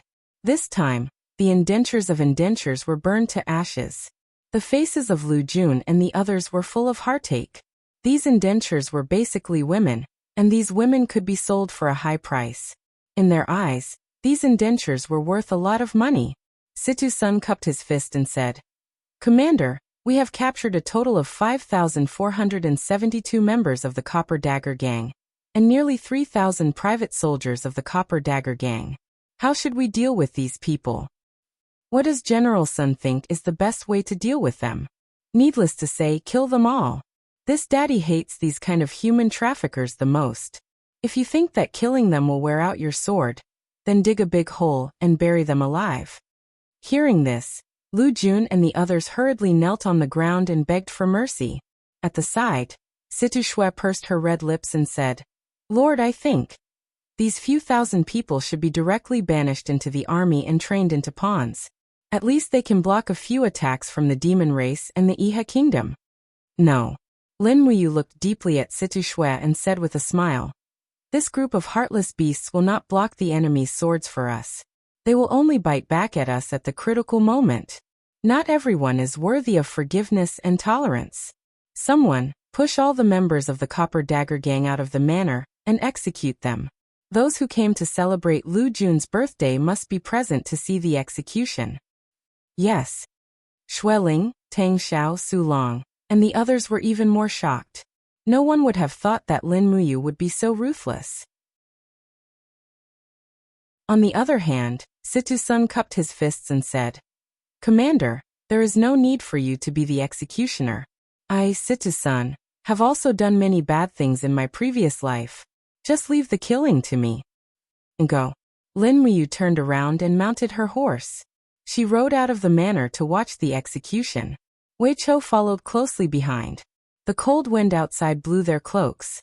Wei Chou narrowed his eyes and said in a low voice, "Lord, this subordinate has something to say, but I don't know if I should say it."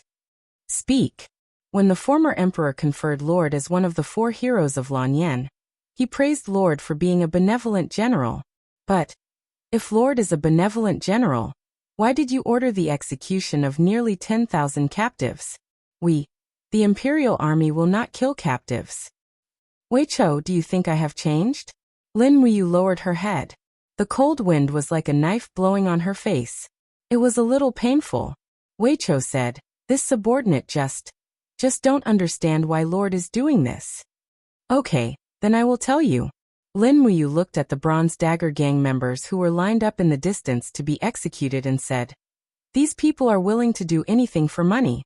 The humanity in their hearts has long been extinguished. If I spare their lives, the seeds of revenge in their hearts will continue to grow and grow. They will dream of revenge and will collude with our enemies to take revenge on us and Longdan army camp. I would rather see all their heads fall to the ground than see any of our brothers in Longdan army camp die under the swords of these despicable people. Weicho was relieved and said, Lord doesn't need to say more. Weicho understands you. Lin Muyu couldn't help but smile. She reached out and patted Weicho's shoulder and said, the most terrible kind of people in the world are those who are too kind. Being kind to the enemy is being cruel to yourself.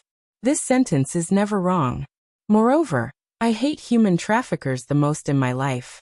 The Bronze Dagger gang has made many fathers lose their daughters. Many children lose their mothers. Many husbands lose their wives.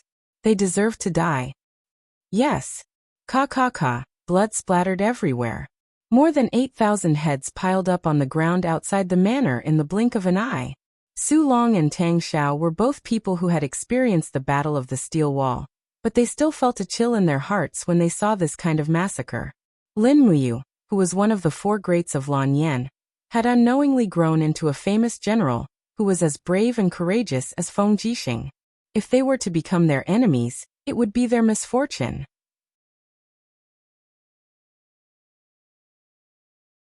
Chapter 571. Winter nights always came very early. Wugu City was already shrouded in the night, and the lanterns were lit. The city that had suffered a disaster had finally recovered some of its original prosperity in the past few years. The original population of Wugu City was less than 500,000. Under the continuous attraction of people from various states and counties of Zhongnan province, it had recovered to the scale of nearly 1.5 million people this winter. At night, the streets were bustling with people, and there was an endless stream of merchants. City Lord's mansion. Several bleak jujube trees were planted around the backyard of the City Lord's mansion. As the cold wind blew past, the jujube trees made a rustling sound. A few of the brittle, withered branches finally couldn't endure the winter, and fell to the ground with a crackling sound. Su Jiantao sat on a stone bench in the courtyard, carefully wiping the long sword in his hand with a piece of cloth. The body of the sword glowed with a faint golden light, which was the luster of engraved characters. This was a long sword with a low-grade earthly tome embryo, and it had just been sent from Lanyan City not long ago. Su Jiantao knew that this was Lin Muyu's masterpiece. Only the talented foster son of the former emperor could make such a perfect work. A mysterious grade weapon, a level for engraving, and a low-grade earthly tome embryo. How rare was it? And this long sword, which might not even have a second one in Lanyan City, was now in his hands. After wiping the long sword, Su Jiantao strode to the center of the courtyard, concentrated his qi, and in the blink of an eye, a luster of do qi extended from his body. The next moment, the cold sword light was a set of swordsmanship. At the same time, his body was enshrouded with a faint golden luster, which was the sign of the Vajra protection technique's third heavenly realm.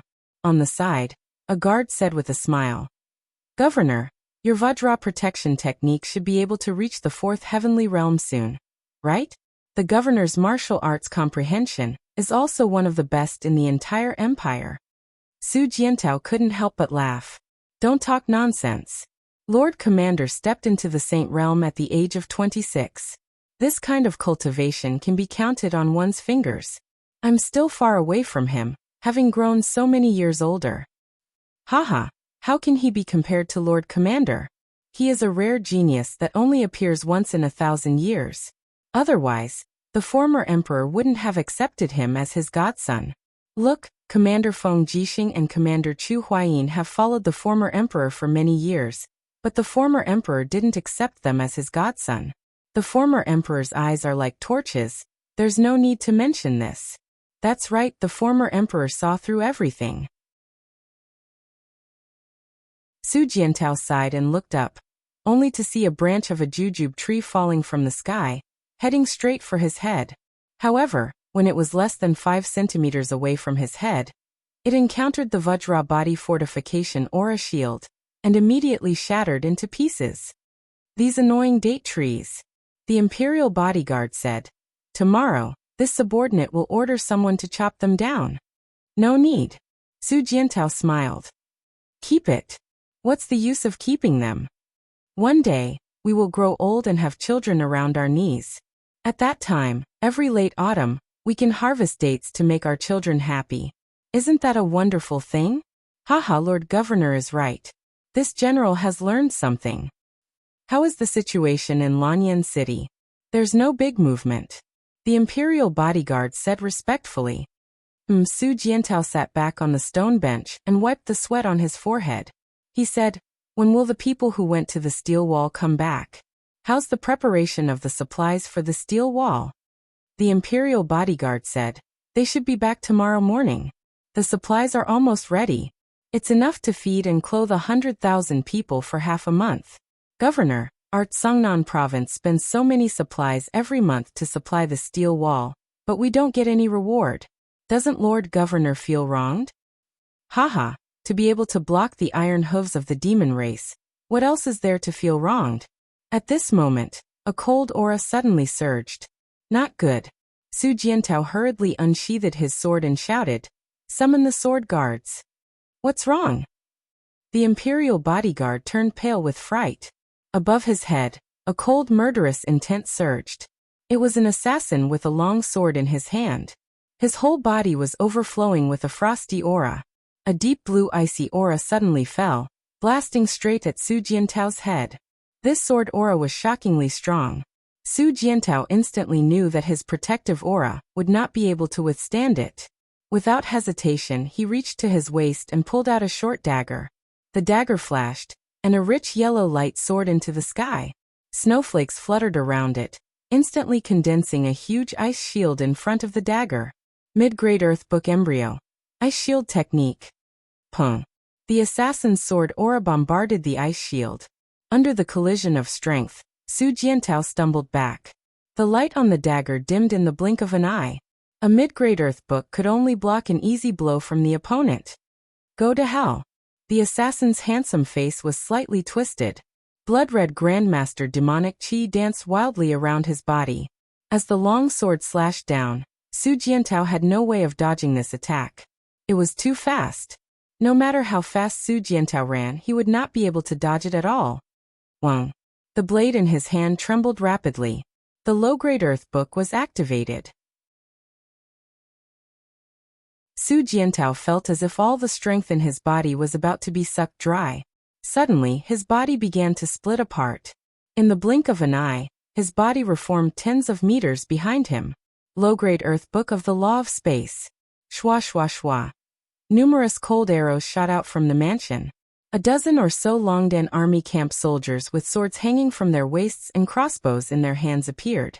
The arrows were blocked by the assassin in the air. Under the moonlight, the assassin's handsome face looked very much like a person. Lin Muyu. Furthermore, the blade in his hand was glowing with faint starlight. This made Su Jiantao and the rest very confused. Could this person be the murderer who assassinated Tang Lu and Tang Tian? The only difference was that this person did not hide his identity as a demon. The Grandmaster demonic chi and demonic battle energy danced chaotically. With a long sword in hand, he descended from the sky with a powerful aura wrapped around his body. Bang! The mansion that was tens of meters tall was instantly turned into dust. The 3 Longdan army camp soldiers were unable to move. When the sword flashed past, they were already dismembered. Use the Heaven Book to form the formation. Su Jiantao shouted. Everyone dispersed. The long swords in the hands of the 3 guards flew up into the sky.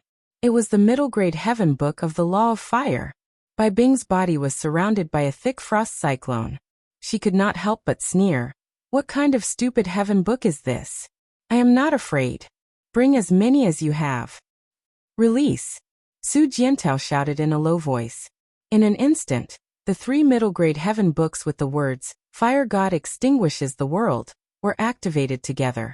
Countless flames rained down from the sky and swept away the frost around Bai Bing. And only now did Bai Bing sense the might of these 3 heavenly tomes. And it was far from something that the heavenly book of the laws of fire in Tang Lu's possession could compare to. The strands of flame energy bore into his body from every pore and burned the spirit energy within his meridians, causing the layer of ice on his body to shatter and melt inch by inch. In the blink of an eye, the armor before his chest had turned completely red and was swiftly melting. My God! At this time, Bai Bing finally felt fear. A piece of skin on his right arm had already been burnt. Waves of heart-wrenching pain came from all over his body. Bastard! Bai Bing endured the immense pain and slashed out a frost sword chi. Pooh! A Longdan army camp soldier holding a heaven book embryonic sword was immediately slashed in half. He did not even have the time to scream before he died. Release the arrows! Su Jiantao ordered in a loud voice. More and more soldiers rushed over from the mansion. The densely packed white drill arrows danced in the air. In the blink of an eye, Bai Bing's chest and arms were already pierced by at least 7 to 8 arrows. However, the arrows did not penetrate too deeply into his flesh. They did not even injure his bones or internal organs. The body of a 5-star demon sect powerhouse had been tempered countless times. It was really too tyrannical. Bai Bing was full of shame and anger. He originally thought that he could perform a miraculous feat and kill Su Jiantao here. However, he did not expect that he would be defeated by the heaven book. He raised his palm and layers of frost formed a whirlwind that blocked the white drill arrows. When the frost storm dissipated, everyone could not see Bai Bing's figure anymore. This 5-star demon sect powerhouse had already escaped. Su Jiantao held the long sword with a dim light. This long sword of space law allowed him to directly teleport once and also saved his life. He stepped on the broken bricks and walked towards the courtyard. Looking at the mess on the ground, Su Jiantao could not help but secretly sigh. There were so many people and so many embryonic heaven books, but they still could not kill this demon clan assassin. Governor, the guard at the side said bitterly, we lost 7 people. Got it. Su Jiantao looked up to the sky and sighed. The demon clan has already targeted me. It's all my fault for letting everyone follow me to take such a risk. Governor, don't say that. We are soldiers of the Empire. We can die for the Empire at any time. It's better to die in battle here than to wait for death in Lanyan City. I know. Send a letter to Lanyan City, and tell Commander Yu everything that happened today. Yes. 3 days later in Lanyan City, a letter arrived at the commander's tent in the Longdan army camp. It seems that the demon clan really have their eyes on Su Jiantao. Lin Muyu slapped the letter on the table with some irritation and said, forget about the 2 Wangfu scheming against us, but the demon clan also came. Situ Sun and Wei Chou pulled the letter over together and looked at each other in dismay. Situ Shui only took a glance and knew what had happened. She smiled gently and said, Darren, Su Jiantao is guarding Songnan province and providing troops, food and combat materials for the steel wall. He has long been a thorn in the demon clan's eyes. If I am the commander of the demon clan, I will first get rid of Su Jiantao and then attack the steel wall. Lin Muyu was startled. If using General Shui's deduction, does it not mean that the demon clan will soon make a comeback? Situ Shui was surprised. I just said it unintentionally. Darren, is there really such a possibility? Wei Chou asked. The demon clan has been dormant for 7 months. It is reasonable to say that they are indeed unable to hold back.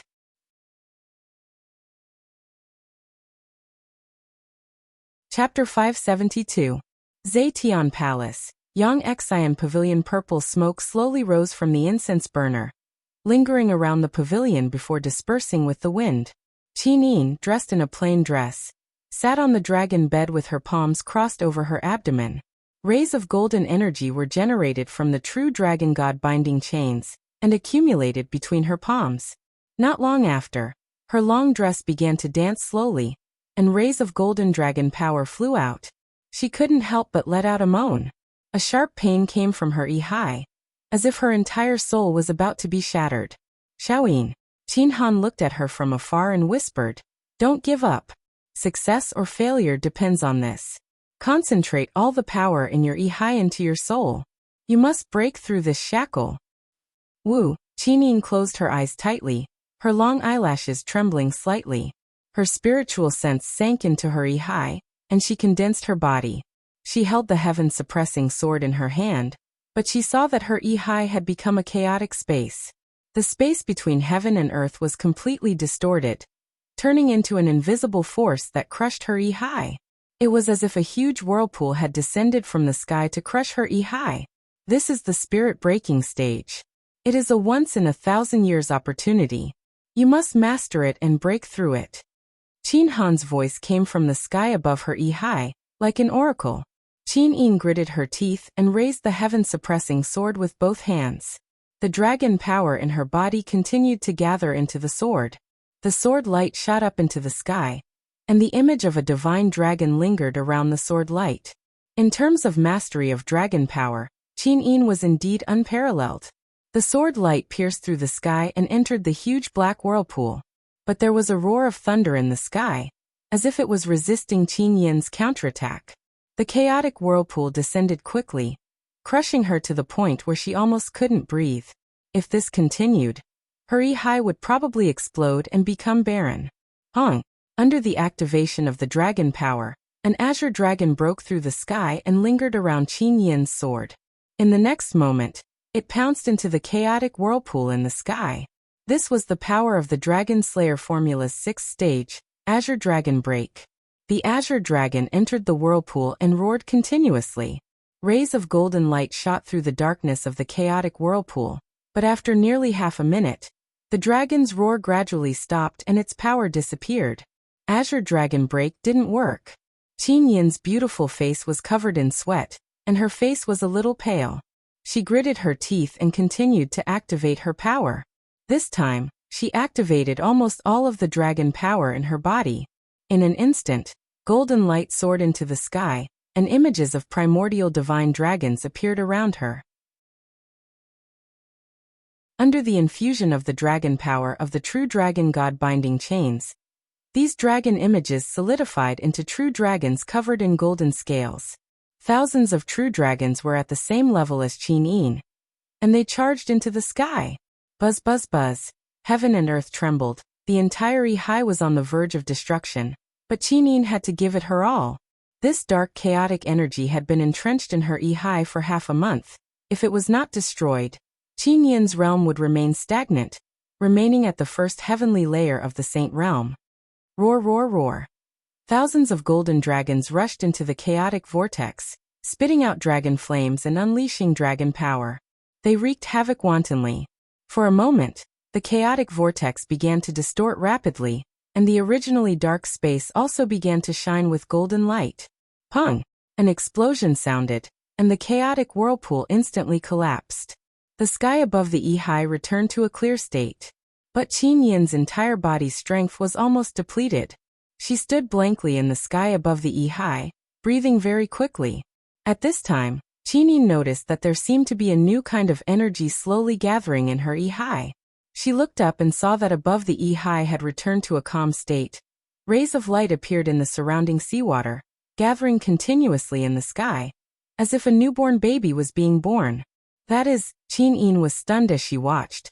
As the rays of light became denser, a pure and holy aura and power filled the entire Yi space. She slowly flew over and got closer and closer to the core of the rays of light. Finally, she could clearly see that under the countless rays of light, there was actually a small gemstone. This gemstone was only the size of a bean, but it was incomparably lustrous, transparent and beautiful. Moreover, Qin Yin could actually feel a vast and boundless power from this small gemstone. Moreover, this power was completely different from the power of Do Qi. This is godhood. Ah! Qin Yin's spiritual sense slowly flew out of the Yi, and after returning to her body, she let out a deep breath. She could not help but look up at Qin Han and said, "What is going on, ancestor? What happened to my body?" Qin Han sat upright in his chair, his eyes filled with love. He smiled and said, Xiaoyin, Ancestor wants to congratulate you. You are probably the first person in tens of thousands of years to successfully nurture the god of destiny. Destiny over Godhead? Qin Yin was baffled by Huang Xiaolong's explanation. Qin Han nodded and explained. Do you still remember 10 days ago when your Yi began to turn dark and you could no longer use the power of your soul? I remember. This phenomenon is called the chaotic demonic whirlpool. It is a phenomenon where the power of darkness between heaven and earth invades the soul. The power of darkness is the same as the 8 great laws. It is a spirit that lives among all things. It will only invade the purest of souls. Therefore, the birth of the chaotic demonic whirlpool in the Yi is a kind of misfortune. The probability of this misfortune occurring is less than 1 in 100 million. Qin Han smiled slightly. Fortunately, you have one of the strongest bloodlines in the world, the true dragon bloodline, and the dragon slayer art that Chu Chu taught you has tempered the power of the true dragon bloodline. Therefore, Xiaoyin, you can use your true dragon bloodline to dispel the chaotic demonic whirlpool and form the god of destiny within your body that has been nurtured for decades. Ancestor, I still do not understand. In short, Xiaoyin, you were born extraordinary. You were destined to be extraordinary when you were in your mother's womb, because in the depths of your Yi, there is a god of destiny that exists in the form of spiritual power. God of destiny? That's right. Your cultivation has improved by leaps and bounds these past few years. I think the biggest reason is the awakening of this god of destiny. Qin Han stroked his white beard and smiled. All cultivators in the world can only form their own god of destiny through cultivation after they step into the divine state. But you were born with a god of destiny, and it is the god of light, a god of destiny that can only belong to a god emperor. This is the god of destiny that the ancestor spoke of. The probability of having a god of destiny is originally only 1 in 100 billion, but you actually have the body of the god of destiny. I'm afraid the probability is only 1 in 100 billion. Qin Yin sat there in a daze. But ancestor, Xiaoyin, don't be confused. Your power has been released. Give it a try and see what kind of cultivation realm your power has reached now. Oh, Qin Yin was dubious. She opened her palm and exerted force lightly. Suddenly, a fiery red fighting aura rose. This power was all too familiar. It was the king's fighting flame, one of the powers that Lin Muyu was proud of. Ah, my king's fighting flame. Qin Yin was overjoyed. Ancestor, Xiaoyin has stepped into the Holy King realm. Qin Han smiled slightly. It's far more than that.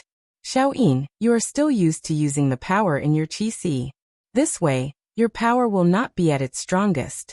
You can try to summon the god of destiny and use the power derived from the god of destiny to try again. Yes. Qin Yin nodded and slowly opened her palm. The power of her Yi gathered, and the young god of destiny seemed to be summoned. Suddenly, golden light shot out from Qin Yin's palm. Not long after, a bright and transparent golden crystal pillar broke out of her body and slowly hovered in her palm. The power that the crystal pillar emitted was several times stronger than the king's fighting flame. This, Qin Yin's beautiful eyes almost turned into crescent moons as she said, Ancestor, such a strong power. Qin Han looked at Qin Yin, and was extremely shocked. He could feel with certainty that Qin Yin, the Holy King, was the strongest Holy King he had ever seen in his life. Her true power was even comparable to that of an ultimate god. Little Yin, this transparent crystal pillar is a type of pure light energy crystallization. It can be used for both defense and offense. You must use it wisely. As far as I know, in the myriad realms divine realm, only one extremely powerful god emperor has comprehended this kind of power in hundreds of millions of years. Its true name is the celestial dragon crystal. It is one of the most tyrannical law of light attack methods in the world. Perhaps it is not even one of them, but the strongest. Really? Qin Yin's eyes widened, and she was already cheering from the bottom of her heart. She smiled and said, Ancestor, I can finally help brother you. I don't have to sit in Zetian Palace and wait for everything to happen, right? Yes. Qin Han nodded and said, Your current strength is indeed not below that of you. Even if you activates the 7 luminaries fairy sword and the 7 luminaries stars transformation, He may not be a match for the celestial dragon crystal. However, Xiao Yin, your understanding of the celestial dragon crystal is still too little. Cultivate for a period of time and master it first. All right. Thank you, ancestor. You're welcome. Qin Han squinted and said, there is one more thing. Xiao Yin, you must remember. Please tell me, ancestor. You are a person with the Destiny Lord Godhead, and the celestial dragon crystal is a rare ability in the 3 realms. You must remember to keep it a secret. Don't use the celestial dragon crystal, unless it is absolutely necessary to prevent others from seeing it. Once this news spreads out, I'm afraid the entire heaven realm will be shaken. After all, you have the Light Law Lord Godhead. In the future, you will definitely be the master of the light law in the heaven realm. Perhaps, some narrow-minded gods will not hesitate to use their divine power to descend to the human realm to kill you. When that time comes, 1 or 2 ultimate gods and divine kings will be fine. Yes, thank you, ancestor. Xiao Yin will keep it in mind. That's good. Go back to Zetian Palace and cultivate. I will be in seclusion for a month. Yes, Xiao Yin will take her leave.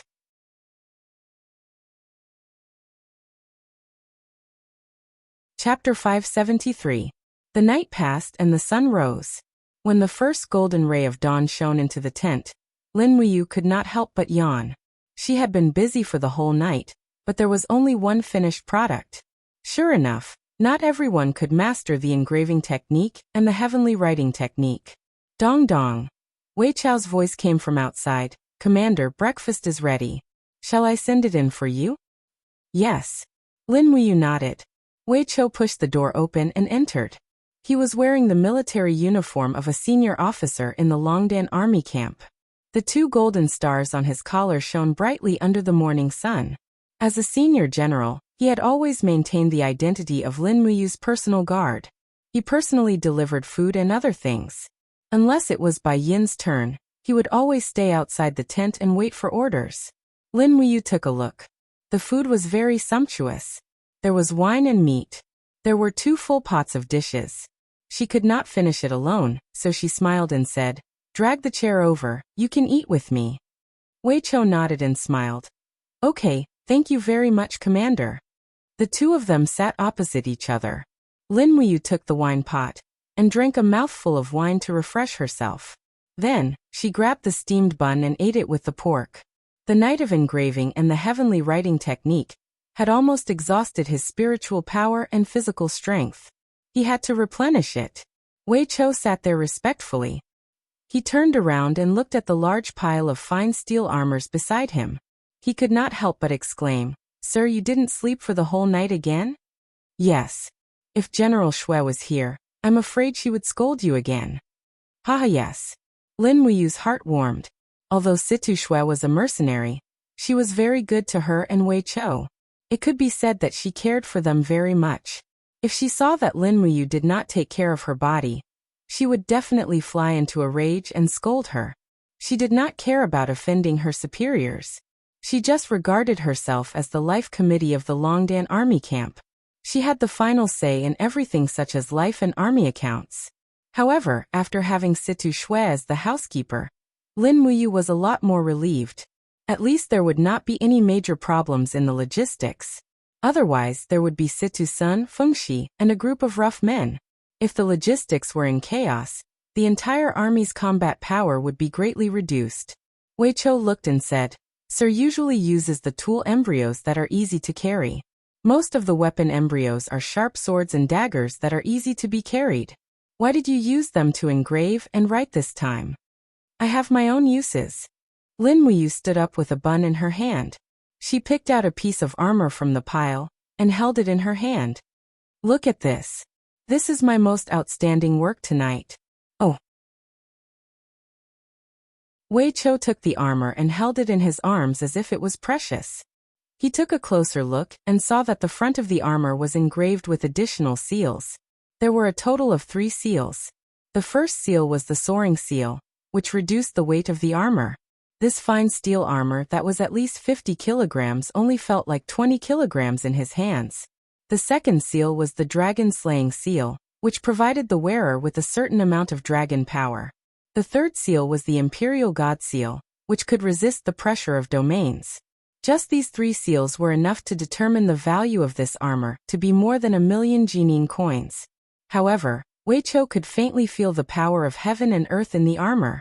He turned around to take a look. As expected, the back of the armor was filled with very small divine texts. He gently brushed his hand over it. Instantly, a faint indigo light flew out, and snowflakes lingered around the light. It was the low-grade heavenly book embryo of the ice shield technique. Low-grade heavenly book? Weiqiu was shocked. His entire face was a little pale. He said, "Commander, you actually wrote a low-grade heavenly book. Oh my god. This news will definitely shock the entire Lanyan city, and even the entire Shattered Cauldron Realm mainland." "No." Lin Muyu raised her hand and said, "Don't tell anyone whose work this is. I don't want to be the target of public criticism. There are already a lot of troubles from the Iha Nation and the Demon Clan. I don't want to get involved in the Heavenly Book Pavilion's dispute. Weiqiu, this armor is specially made by me for Su Jiantao. After wearing this armor, even an ultimate god wouldn't be able to kill Su Jiantao so easily. At least, they wouldn't be able to kill him in a short period of time. Send someone to send this armor day and night to 5 Valley City and hand it over to Su Jiantao. Tell him that he can't die. He's too important to me and the Empire. The highest military order I'll give him now is to keep his life." "Yes." Weiqiu nodded and stopped eating. He hugged the armor and said, "Sir, I'll do it right away." "You're not eating? You can eat anytime, but you have to do it well." "Go." As soon as Weiqiu left, Lin Muyu wolfed down the food and then fell asleep. She had no idea that many things were happening in the Empire, such as Qin Yin's birth of a divine spark with a mortal body. In the blink of an eye, it was already late at night. Zetian Palace, East Court, Tang Xiaoxi's residence. A group of Imperial guards slowly walked through the door with their swords in hand. 2 maids stood quietly in front of Tang Xiaoxi's door, waiting for any orders. The hall was warm. Tang Xiaoxi sat quietly on the bed, streams of flame spiritual energy circling around her body. As a cultivator, Tang Xiaoxi had never given up on cultivation. After all, Lin Muyu had once told her that as long as she stepped into the god realm and became a god emperor, she would take her back to another world to live a different life.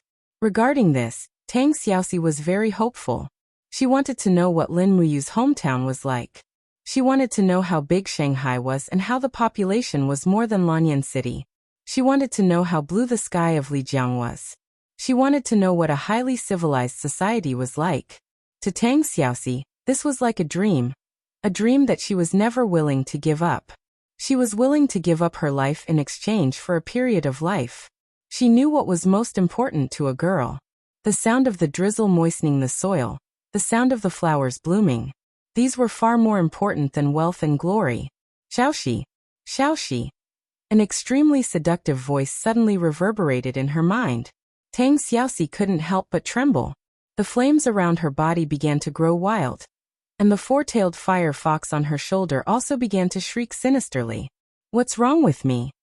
Tang Xiaoxi's spiritual sense suddenly fell into her eye. It was dark around her. There was only a ray of light falling from the sky. Tang Xiaoxi stood in the same place, unable to summon any strength. It was as if she had been cursed. He he he. Amidst the seductive laughter, a woman walked out of the darkness. It was another Tang Xiaoxi in a sexy short skirt. However, this was a Tang Xiaoxi who had transformed into a 9-tailed form. Her golden eyes were full of temptation, but there seemed to be an additional hint of violence. She looked at Tang Xiaoxi with a smile and said, "I finally found you." "Who are you?" Tang Xiaoxi was stunned. "I am you and you are me. We have always been one," the 9-tailed fox said with a smile. Tang Xiaoxi was unable to move. She asked lightly, "What do you want?" The 9-tailed fox walked forward and used her long nails to caress Tang Xiaoxi's smooth face. "Because I am you, I know how much you love Lin Muyu. But is love something that can be shared? You still have a great enemy. Her name is Qinin. Every day, every minute, every second, she takes away the love of the person you love. Can you bear all of this in silence? You go away." Tang Xiaoxi was a little annoyed. Xiaoyin is my sister. For her, I can bear anything. We love the same person at the same time. No one is wrong. Don't try to drive a wedge between me and Xiaoyin. Is that so? The nine-tailed demon fox came to Tang Xiaoxi's back and gently hugged her. Her hands caressed Tang Xiaoxi's mounds and gently plucked them. Her voice was extremely seductive as she said, Xiaoxi, oh Xiaoxi, since you were young, who dared to snatch your things? Do you still remember Tang Lu snatching your wooden sword when you were young? He was beaten up by Tang Lan. Xiaoxi, you are a girl born to be the only one in the world. Why do you have to bear such grievances? The thing you love is yours. As long as you are willing, it will belong to you alone. You don't have to submit to anyone. As long as you want it, I will help you take back the person you love. Her voice suddenly became somewhat ruthless as she said, at all costs. Tang Xiaoxi's mood became even more irritable. She softly shouted in a low voice, You go away. Buzz. A raging flame broke out of her body. Tang Xiaoxi broke through the prohibition and transformed into the nine-tailed fox. The raging flames circled around her. She raised her palm and shouted, Get out of my mind. Divine imprint. Boom. The divine imprint blasted into the empty space.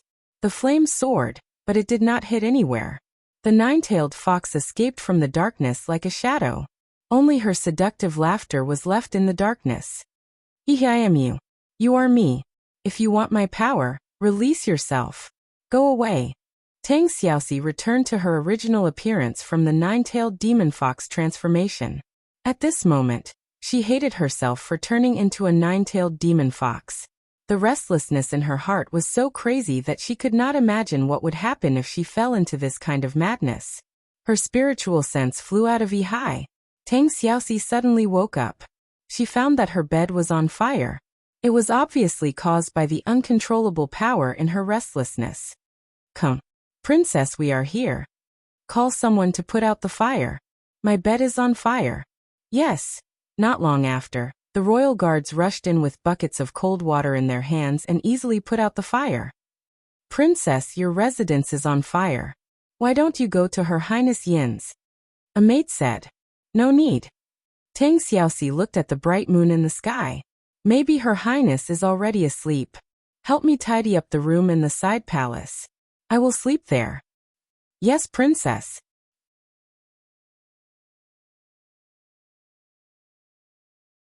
Chapter 574. Seven Seas City, City Lord's Mansion. There were only 3 days left until the Spring Plowing Festival. According to tradition, this was the day when all the major vassals of the Seven Seas province would have an audience with Tang Lan. Although Tang Lan was in Lanyan City, all the vassals had received invitations and rushed over from all over. War horses and carriages streamed into the Duke's mansion in an endless stream. And as one of the commanders of the Tang family, Tang Su was in charge of all matters. The banquet was arranged in the mansion's main hall. Tang Lan had always lived a simple life, but only this main hall was magnificently decorated. A total of 17 vassals entered the main hall, and the attendants began to busy themselves with wine and dishes. In the blink of an eye, the banquet was filled with the aroma of food and wine, and everyone took their seats. Tang Su cupped his fists and said, There are matters to be discussed in the main hall, so I would like to invite all the Lord's guards and womenfolk to the side hall for a meal. I hope everyone will be magnanimous enough to forgive any inconveniences. Everyone was stunned. Among them, Count of Heavenly Secrets Lu Zhong said to his 2 sons beside him, Chong or Shana, you two go to the side hall for a meal. Father will be staying here. Yes, father. The group of guards and servants dispersed, and in the blink of an eye, there were only 17 people in Tang Su left in the main hall. However, anyone with a discerning eye could see that behind Tang Su was a group of 7 Seas City Iron Guards. This group of people was clad in full armor, with swords hanging from their waists, and their eyes shone with faint killing intent under their helmets. For a moment, all the vassals felt somewhat uneasy, and one after another, they took their seats. Tang Su loudly said, Close the door. Creak. The door to the main hall slowly closed, and even bolted it. Commander Tang Su, why is this? Among the crowd, an old man asked. Reporting to old General Zhou Chong, because there are some matters that need to be kept secret. Tang Su smiled faintly and said, Men, invite the young lord. Young lord. Zhou Chong, Lu Zhong and the rest were all startled. Everyone knew that the Seven Seas City Tang family had no more descendants. The last two direct descendants, Tang Lu and Tang Tian, had been assassinated. Almost everyone thought that Tang Lan would choose a successor from Tang Su, Tang Shi and Tang Zhen. Where did the young master come from? The side door of the hall slowly opened, and a person completely covered in a black cloak was carried in by two guards. He lifted the cloak, revealing a terrifying face that had been burned. He said with a slight smile, What? Could it be that sirs don't recognize me, Tang Lu? Zhou Chong was stunned. He hurriedly knelt down and cupped his fists. Young master didn't die. That's great, the Tang family has a successor. Tang Lu said indifferently, Many thanks to old General Zhou Chong. I'm indeed not dead. Lin Muyu wants to harm me, and the Empress Qin Yin wants to harm me. But I won't die so easily. Our Tang family is tenacious and unyielding, so how could we submit to them? Lu Zhong's sword-like brows were tightly locked together as he listened to Tang Lu's words without saying a word. Sirs, please take your seats. Tang Lu said, Just like in the past, eat and drink to your heart's content first, then we'll discuss the important matters of the Seven Seas province. Everyone didn't dare to disobey. One by one, they cupped their fists respectfully and started to eat and drink. But the main door was locked, and Tang Lu had appeared in the main hall in an extremely strange manner, causing everyone to unconsciously feel their hair stand on end. This meal was bound to be a bad one. After 3 rounds of wine, Tang Lu raised his voice and said, Sirs, please listen to me, Tang Lu. Everyone said, Please speak, young master. Tang Lu said, You are all loyal vassals of my Tang family, and have enjoyed the Tang family's fief for many years. As you can see, the Seven Seas province is rich and populous, nurturing countless talents. We have already recruited 400,000 soldiers, and nearly 300,000 of these soldiers are in your hands. Originally, the Tang family serving the empire and the Qin family was a matter of heaven and earth. However, we were suspected and hated by others, and grandfather was bullied and humiliated in Lanyan City. It was to the extent that the person sitting on the throne wanted to obliterate my Tang family, and even sent trusted generals to assassinate my younger brother Tang Tian and I. Fortunately, I was spared from death, but little brother Tian has already died tragically in the North Ridge province. My Tang family's loyalty can be seen by the heavens and earth. Yet we have received such a result. All the vassals were silent, and no one dared to express their opinion. All of them were waiting for Tang Lu's next words. So, Tang Lu smiled and said, I have prepared a blood covenant flag for the lords. Men, bring it over. 2 guards walked over with a war flag. The flag had the emblem of the Tang sect on it, an extremely beautiful 7-cord begonia. Tang Lu said, As long as you write your name on this blood covenant flag with blood, you will be loyal to my Tang family.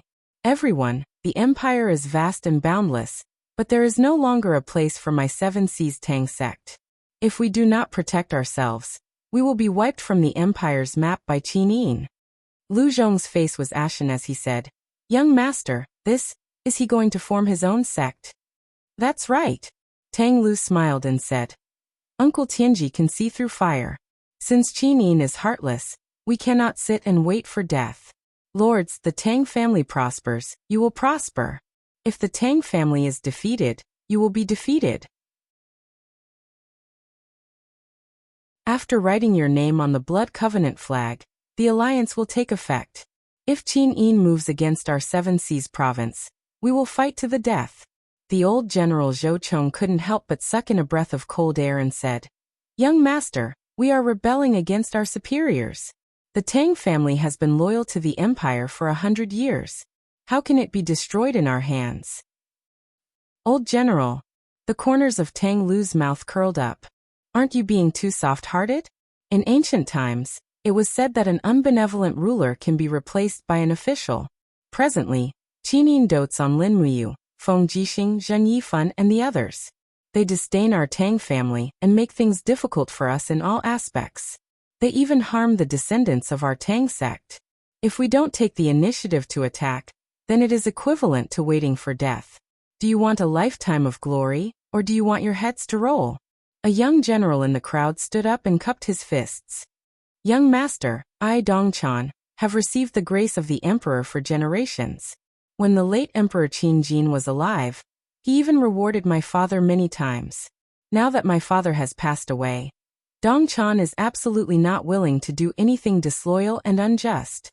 If young master wants to rebel against Qin, then I Dongchan am not willing to join you.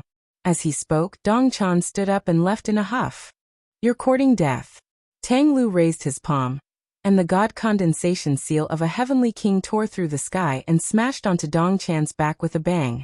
Dongchan didn't even have the chance to let out a shrill cry before he fell against the wall and died.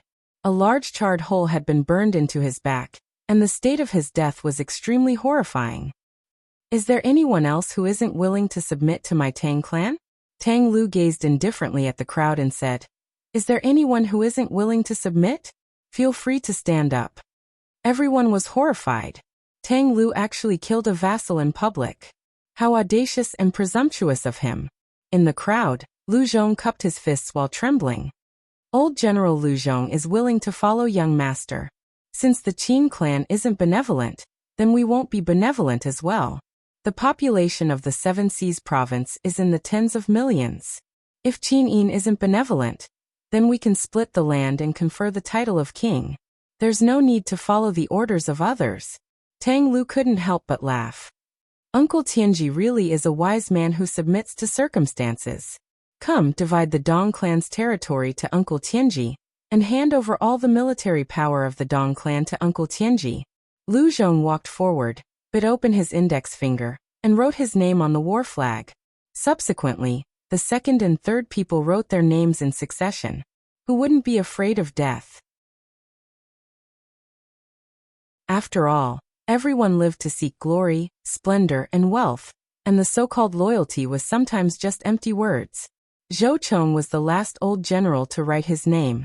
When he finished writing his name while trembling, he couldn't help but sigh. From today onward, I'm afraid there's no turning back. Tang Lu sneered. Old general, why do you say that? Could it be that old general has already determined that my Tang clan won't be able to succeed?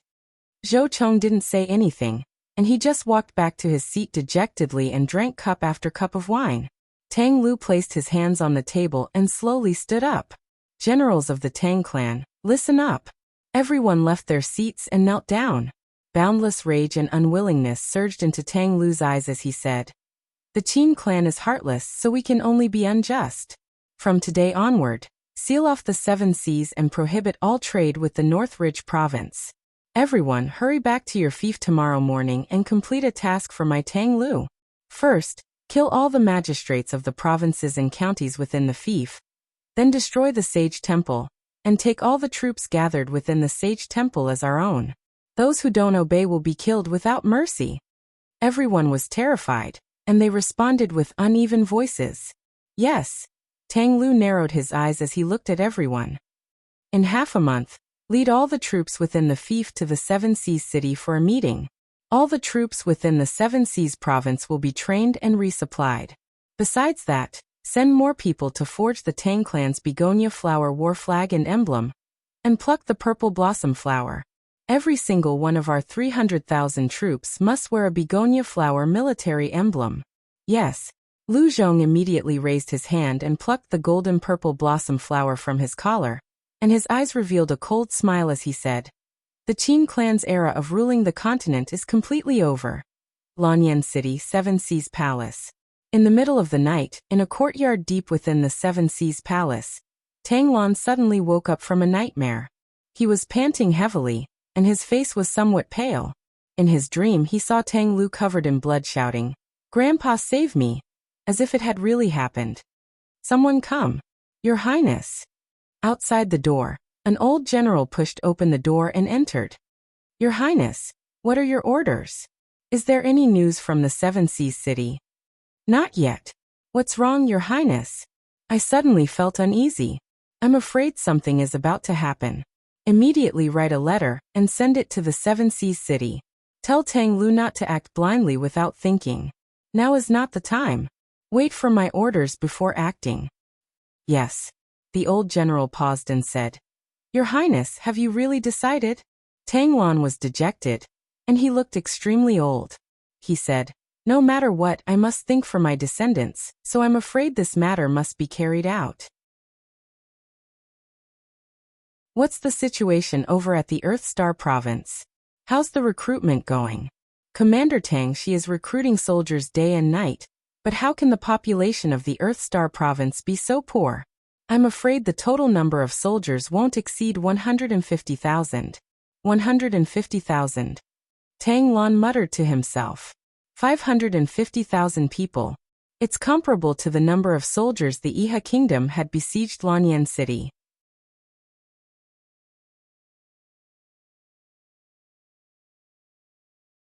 Chapter 575. A faint blood-red figure slowly condensed in the dark palace. It was an extremely seductive woman with delicate eyebrows and an enchanting spring look. She stepped on the cold floor barefoot, but if one looked closely, one would find that her body was faintly discernible as if it was transparent. She came to the back of the throne, made a bow and said, Greetings, Holy Emperor. Creak. The throne turned around. The Holy Emperor, who was shrouded in a dark aura, smiled and said, Yaoji, you're back. How was your trip? Yaoji's pretty face was full of joy. She smiled and said, Greetings, Her Highness Ninger. She's doing well in Lanyan city, but the city is heavily guarded, so I couldn't take her out. But, Your Majesty, Yaoji has another gain from this trip. Oh, what gain?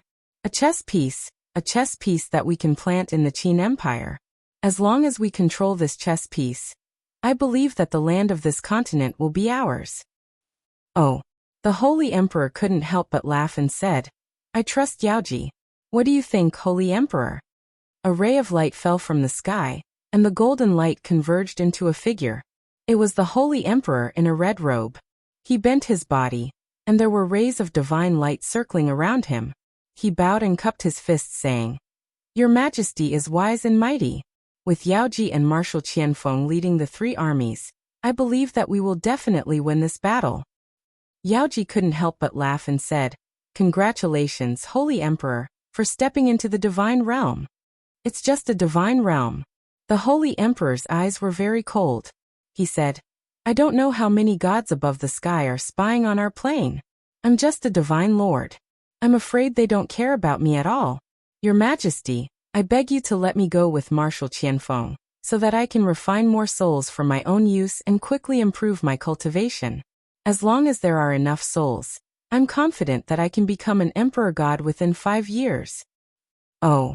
The Saint Emperor placed his hands on the armrests of his chair and smiled. The Saint Teacher is a great leader of our god race. Since that is the case, then follow Marshal Qianfeng. Perhaps we will personally go to battle and bring Ninger home. Yes. Since the Protoss were ready to fight, the humans naturally wouldn't be negligent. Outside the Iha country's capital, 100 Ridge City, the warhorses charged forward, stirring up a cloud of dust. These 100,000 cavalrymen were all the elites of the Iha country. Every one of them was equipped with the best warhorses, weapons, armors, and shields. Furthermore, they were personally trained by Long Qianlin. Qin Yi couldn't help but feel proud. On top of the steel wall, the officials looked into the distance. Qin Yi was wearing a dark green Iha Nation military uniform with a golden dragon robe draped over his shoulders. His face was full of joy as he looked at the drill below the city wall. He pointed at the cavalry formation below the city wall and said, Dear ministers, can this 100 Ridge cavalry defeat the demon race? Marshal Ji Yao of the Iha Nation said proudly, This 100,000 cavalry has gathered the strongest warriors of our Iha Nation, the best warhorses, and the best equipment. I believe it can fight against 50,000 armored demons. Commander Yi Xuanhuan of the Celestial Legion also cupped his fists and said with a smile, Commander, I'm afraid that only the Dragon's Courage Legion of Lanyan City can contend against the 100 Ridge cavalry. However, I'm afraid that Lin Muyu will soon be exhausted by the demon race's attack, and won't have the chance to contend with the 100 Ridge Legion. Yes, has Qianfeng's messenger arrived yet? Not yet. Qin Yi narrowed his eyes and said, remember, the demon race can't be easily trusted just like humans. No matter how nice Qianfeng's words are, the demon race won't give up on us. This 100 Ridge cavalry is prepared for the demon race. In addition, the arrow boxes and ballistae also need to be built. Since Qianfeng has decided to attack the empire, the Iha nation is not far from war. What do you think, Marshal Long? Long Qianlin stood quietly at the side until Qin Yi asked a question. Then he cupped his fists and said, on the demon race's side, we have the Qinling Mountains as a natural stronghold, so the demon race definitely won't be able to take down the Qinling Mountains in a short period of time. However, the 3 passes on the West Qinling Mountains have already been taken by the empire. In comparison, the threat from the empire is greater. They can cross the 3 passes at any time and sweep across the northern territory of our Iha country. I believe that the military strength of the Iha country is slightly weaker than that of the empire and the demon race, so we should focus on defense and wait for an opportunity to strike. Why? Ji Yao couldn't help but smile. After several years of recuperation, the Iha nation now has nearly 600,000 soldiers again. We can be said to have a strong army. Why can't we leave the Sword Pavilion and recover the lost land in the north? Long Qianlin frowned and said, to the north of the Sword Pavilion is the border of the empire's Cangnan province. There are many forces there. Once a war breaks out, the demon race and the empire's army will run amok there. The Iha nation's military strength is the weakest. As long as the Iha nation's army leaves the Sword Pavilion, both the demon race and the Iha nation will attack the Iha nation's army first. Is that so? Ji Yao laughed. How long has it been since the last time General Long mobilized his army? Nearly a year. No wonder. General Long has trained his army for a whole year. It seems that your spirit has been worn down. You're already afraid to fight before the war. How is this the Long Qianlin who surrounded Lanyan City? Ji Yao didn't hide the ridicule in his eyes. Long Qianlin was silent for a long time. Commander, do you also think that I'm afraid to fight? What are you talking about? General Long is well versed in military strategy and is the treasurer of the Iha nation. If even General Long is afraid to fight, who else in the Iha nation can lead the army to war? Ha ha ha. If that's the case. Long Qianlin cupped his fists and said, I ask for your permission to let Long Qianlin lead the 300,000 soldiers of 100 Ridge City to the Sword Pavilion. In this way, Long Qianlin can respond to the war at any time. This, Qin Yi was startled. He stroked his beard and said with a smile, the demon race hasn't officially launched an invasion. We're not in a hurry. General Long, the most important thing now is to train well. After all, there are still many new recruits among the 400,000 soldiers of 100 Ridge City. Our combat strength is not enough. Yes. Long Qianlin bowed and cupped his fists. A trace of disappointment flashed across his face. Not long after, Qin Yi returned to the palace of the southern protector of the 100 Ridge City after leading the officials to patrol the city. His golden dragon robe was fluttering behind him, but his figure looked a bit old. Ji Yao, Yi Xuanhuan, and Qin Huan followed him into the palace. There were only 4 of them in the palace, and all of them had an unusual look on their faces. Ji Yao knelt on the ground and cupped his fists. Commander, Long Qianlin has many contacts with the generals of the empire. I've intercepted the handwritten letters between him and Lin Muyu. He has repeatedly complained about the unfair treatment in the Iha nation, and often expressed his desire to return to the empire. Such a traitor! How can you continue to appoint him to lead the army? Qin Yi stood up and put his hand on the jade seal on the table. A beam of light shot out from his eyes. He said, those letters were forged by mediocre people. I can tell at a glance. General Ji, you don't need to be bewitched by people with ill intentions. You and Long Qianlin are both marshals of the Iha nation. You should work together and help me destroy the empire and the demon race, right? But, Ji Yao wanted to say more but was stopped by Qin Yi's gaze. Qin Huan frowned and said, Father, those letters might be forged, but Long Qianlin's loyalty and filial piety are real. After killing Qin Jin in the Battle of Fairy Lake, Long Qianlin has always felt guilty towards Lin Muyu and Qin Yin. He is a benevolent general who is always decisive. Once he is bewitched by Lin Muyu and Qin Yi, father, are you confident that Long Qianlin won't be swayed? Qin Yi was silent. At this time, Yi Xuanhuan smiled and said, the Sword Tower is the economic and strategic throat of the South Mountain Province. Once Long Qianlin takes 300,000 elite soldiers to the Sword Tower, it's tantamount to grabbing the lifeline of the Iha nation. If Commander Long Qianlin goes to the Sword Tower, I'm afraid he will take the army and join the Northern Empire at any time. General Long, he won't. Qin Yi trembled. You really won't? Ji Yao said indifferently. When Marshal Lv Zhao ordered a massacre in Lanyan City, Long Qianlin strongly opposed it. Have you forgotten the look in Long Qianlin's eyes at that time? That was a murderous look. He was born in the South Mountain Province, and has always thought of himself as a citizen of the empire. Perhaps, deep down in his heart, he has always thought that the Iha nation is a group of rebels. Qin Yi took a deep breath and his emotions gradually became chaotic. He said, then what do you think Long Qianlin should do? You should also know that Long Qianlin is a famous general. No one in the Iha nation can surpass him in military strategy.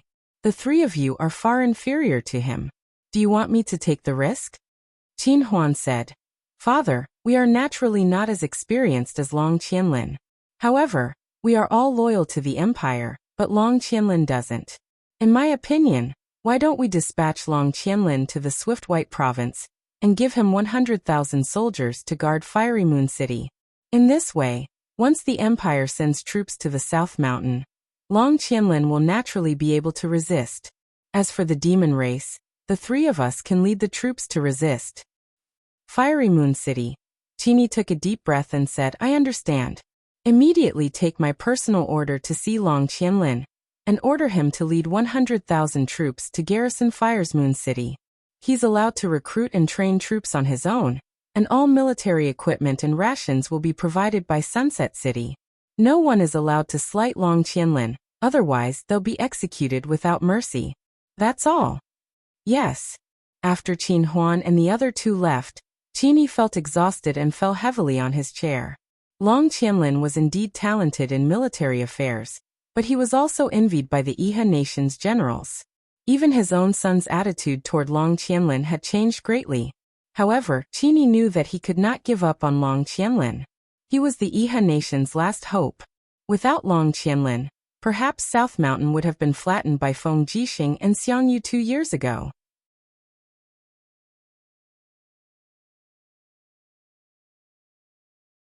Chapter 576. A few days later, it was another spring plowing festival. Every house in Lanyan City was decorated with lanterns and streamers. People always hoped that their prayers to the heavens would bring them good weather in the new year. However, they did not know that the weather was not controlled by the gods.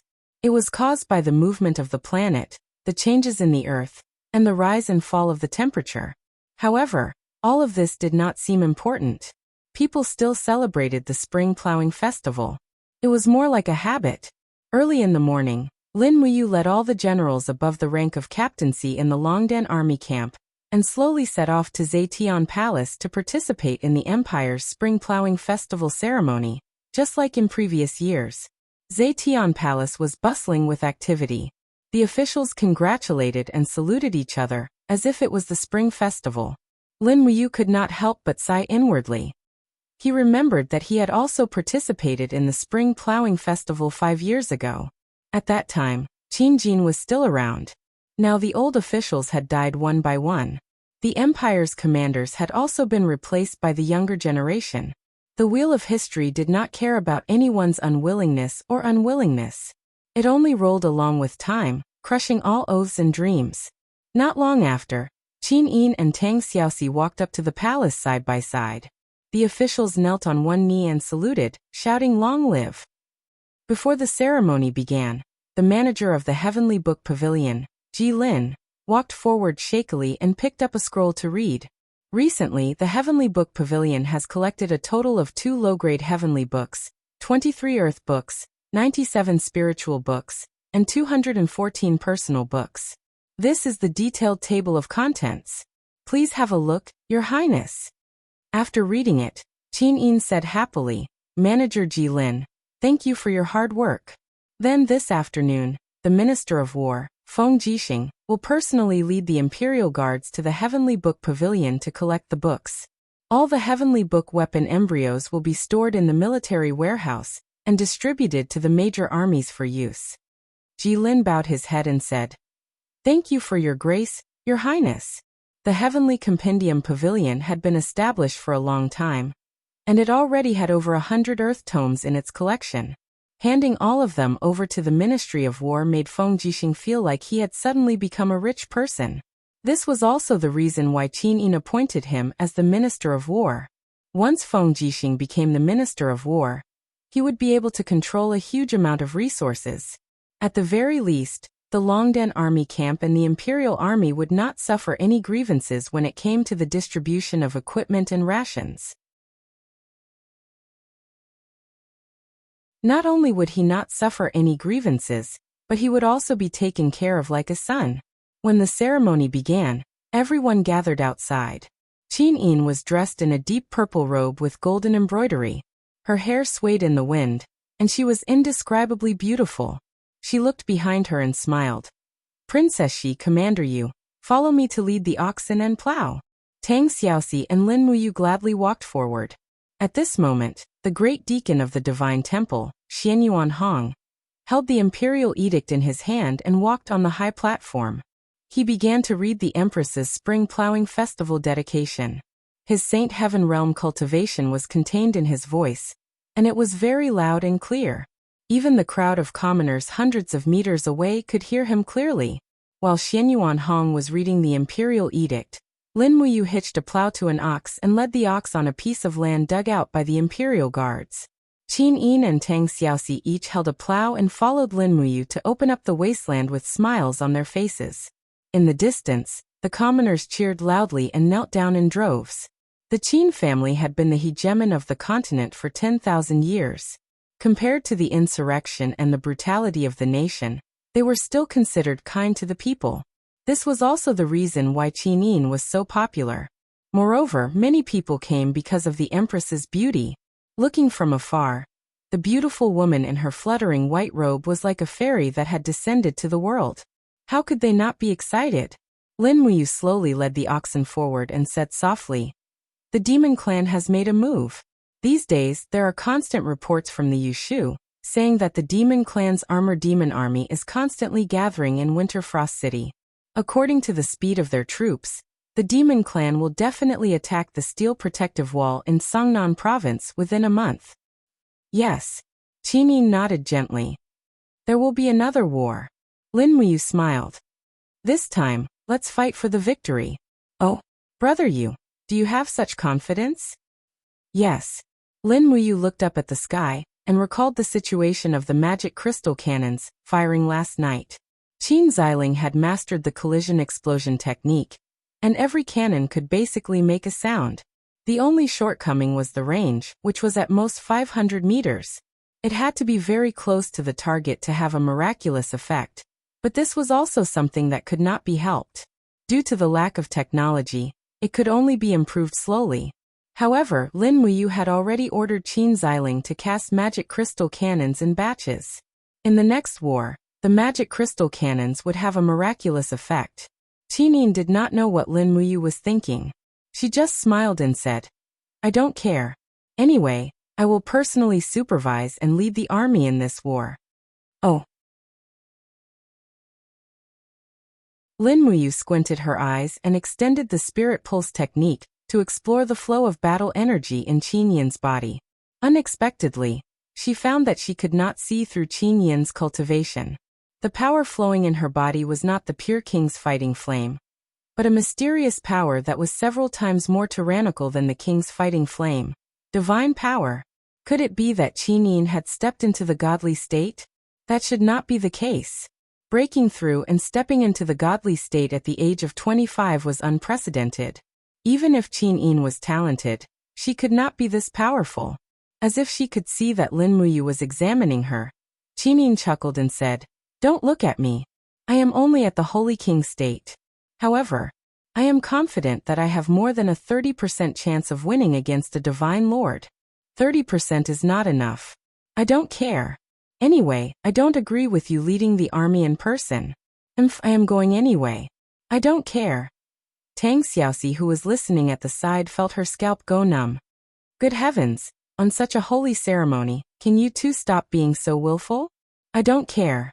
Anyway, I am going to participate in the war. From afar, Feng Jixing crossed his arms in front of his chest and looked at Lin Muyu, Qin Yin, and Tang Xiaoxi plowing the field.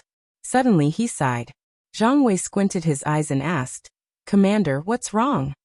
Feng Jixing nodded. His eyes gleamed with wisdom and said, I don't care. Anyway, I am going to the brothel to drink tonight. Once the war starts, I won't have such a chance anymore. Zhang Wei's body trembled. He did not know what to say at all. His whole body was in a mess. In the afternoon, Feng Jixing transported batches of Heavenly Book embryos from the Heavenly Book Pavilion. This made Lu Feng, Lu Ying, Ouyang Bao, and the others in the Heavenly Book Pavilion feel distressed. However, this was fate. The scholars who entered the Heavenly Book Pavilion were destined to be a tool to produce heavenly books. The meaning of their existence was to write more and more powerful heavenly books for the empire in exchange for the glory of being conferred nobility. Feng Jixing saw a group of familiar figures before he entered the Minister of War's residence. It was Lin Muyu, Wei Chou, Situsan, and the others. They also brought along hundreds of cavalrymen from the Longdan army camp. I owe this guy, Feng Jixing complained incessantly. He has been waiting for me even before I entered the door. How can there be such a person? Zhang Wei chuckled. He has always been this kind of person. Lin Muyu had already spurred her horse forward. She smiled and said, Big brother Feng, my good brother. I'm here to collect the Heavenly Book's embryo from the Brave Dragon Battalion. Do you think my 5 carriages are enough? Feng Jixing's eyes widened. There are only 5 carriages in total. You might as well take all of them and take my life away. You are treating me like an outsider. Then I will take 3 carriages. Don't give me that. Do you think you are transporting feces? 1 carriage at a time? I will give you 1 carriage at most. That won't do. The Valiant Dragon Legion is the #1 legion bestowed by His Highness. If you want to send me away with 1 carriage, you will need at least 2. Absolutely not. There are more than a dozen legions in the Empire waiting for the Heavenly Book embryos. If we give them all to you, what can we do? At most, we will give you 1.5 carriage. It's a deal. 1.5 carriage it is. I will suffer a loss. Lin Muyu dismounted and opened the door to the first carriage. She reached out and grabbed a dagger. She weighed it in her hand and saw that there were yellow divine characters on it. She smiled and said, This mid-grade earthly book is not bad. I will accept it. This high-grade earthly book is also of the highest grade. I will take it. And this top-grade earthly book, there are so many good things. Feng Jixing trembled with anger. These resources must be collected and registered. Do you think you can pick them as you please? Brat, put that top-grade earthly book down. I saw it first. Look at how stingy you are. How did you become the Minister of War? If you are so stingy, you should be an assistant minister in the Ministry of Revenue. Lin Muyu saw that most of the carriages were earthly books and spiritual books. There were no human books at all. They were all top-grade weapon embryos. Lin Muyu could not help but walk forward with a smile on her face. She grabbed the reins of the war horse and smiled at the soldier driving the horse. Brother, come down. The soldier did not dare to say anything. Yes, Commander Yu. What are you trying to do? Feng Jixing's eyes were wide open. Lin Muyu flipped over and sat on the carriage. Her smile was very bright. What else can I do? Brother Feng, you said that you will give me 1.5 carriage of heavenly books. I will take all of them, hee. Dream on. No, get down. Stingy. I think you shouldn't be called Feng Jixing in the future. Just call yourself Feng Stingy. We're brothers. Don't tell me that this cart of military supplies isn't worth it. Move aside. I'm driving the horse away. Don't get hit by it. I can't afford it. Brat, don't go. Feng Jixing still wanted to say something, but Lin Muyu had already galloped away on her horse. In a flash, She disappeared from the Ministry of War's Minister of War's residence. How was this collecting resources? This was no different from robbery. Feng Jixing was so angry that he gritted his teeth. My heavenly books. Brat, I am so angry. At this moment, Situ Shui walked forward with a beautiful smile. General Feng, there are still half a carriage of resources in the Longdan army camp. Do you want me to pick them myself? No, absolutely not. The embryonic heavenly books in this carriage are not bad. Come, come, come. Let's unload half of them and drive the carriage away. The Ministry of War is overflowing with wealth. We don't need this carriage. Situ-sun was already busy. Not long after, half a carriage of embryonic heavenly books was taken away. Feng Jixing stood there desolately. He felt very sad. It was as if the Ministry of War had encountered a group of robbers. Luo Yu coughed. Commander, what do we do now? Do we still need to register? Register what? Feng Jixing gritted his teeth and said. Choose half of the remaining 3.5 carts of earth tomes and spiritual tomes for the Imperial Guards to use. Distribute the rest to the various armies. Also, leave all the low-grade heavenly tomes for the Imperial Guards. Commander, the inferior-grade heavenly books have been taken away by Commander Yu. Where are we going to find more? Feng Jixing howled. He did not even have the mood to drink wine.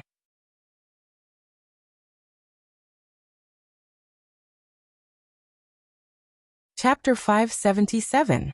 18 days later, on the 18th of January, year 7736 of the imperial calendar, the demons finally sent their troops. The rumor had already spread in the human territory. Everyone was in a state of panic. The demons were like a nightmare that haunted everyone's mind. Anyone who had witnessed the demons' slaughter was trembling with fear. Moreover, according to the military reports and rumors, the demons' vanguard was aiming at the steel wall of the Daojiang tributary of the empire. They were determined to conquer it.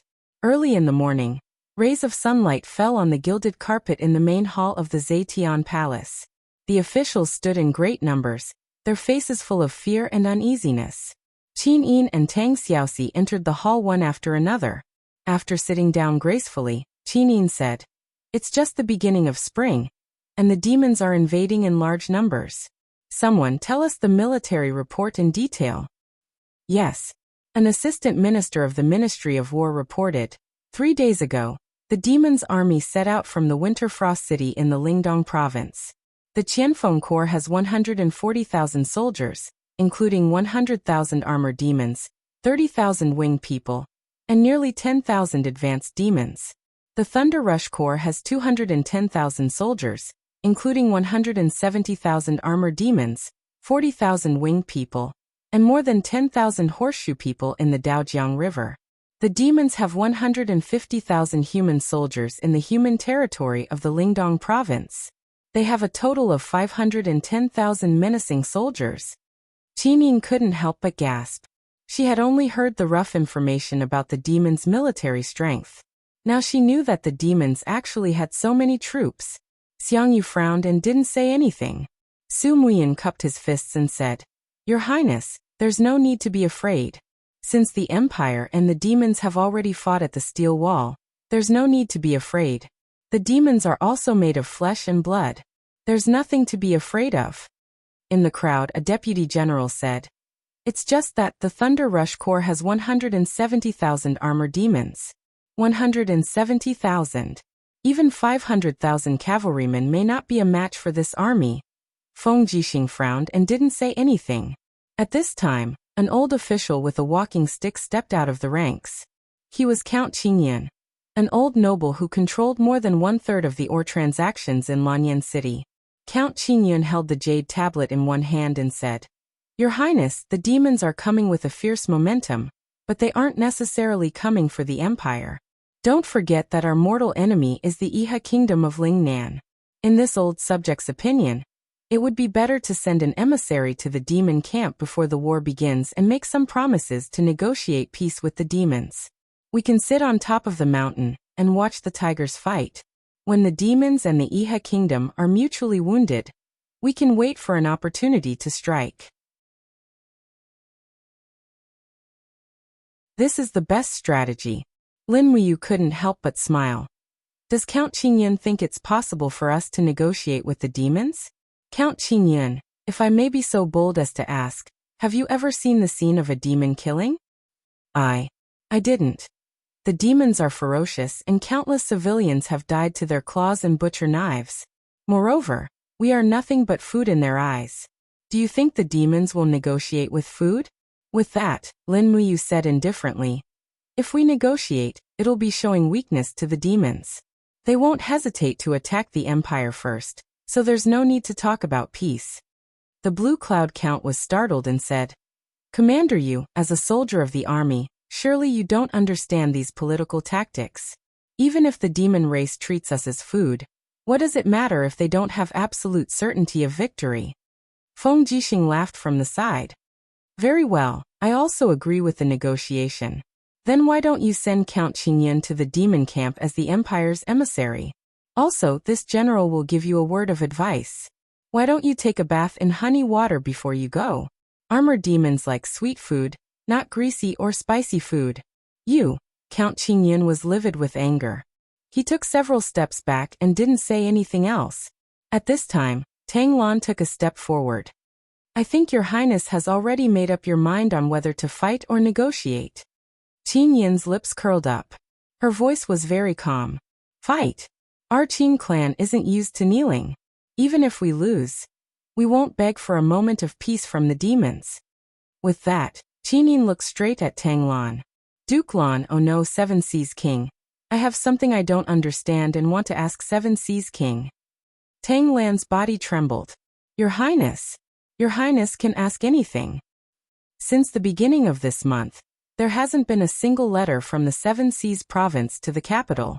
Apart from that, there hasn't been any news from the Seven Seas province and the Divine Temple. It's as if the Seven Seas province has disappeared from the map of the Empire.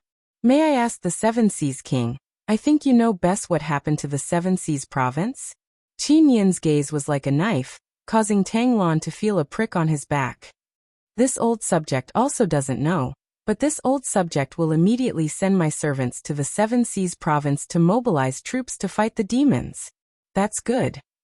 Qin Yin said indifferently, how about this? Xiaoxi is a descendant of the Tang clan and also the bloodline of the Seven Seas King. I will send Xiaoxi to lead the national army to the Seven Seas Pass to take over the troops of the Seven Seas province.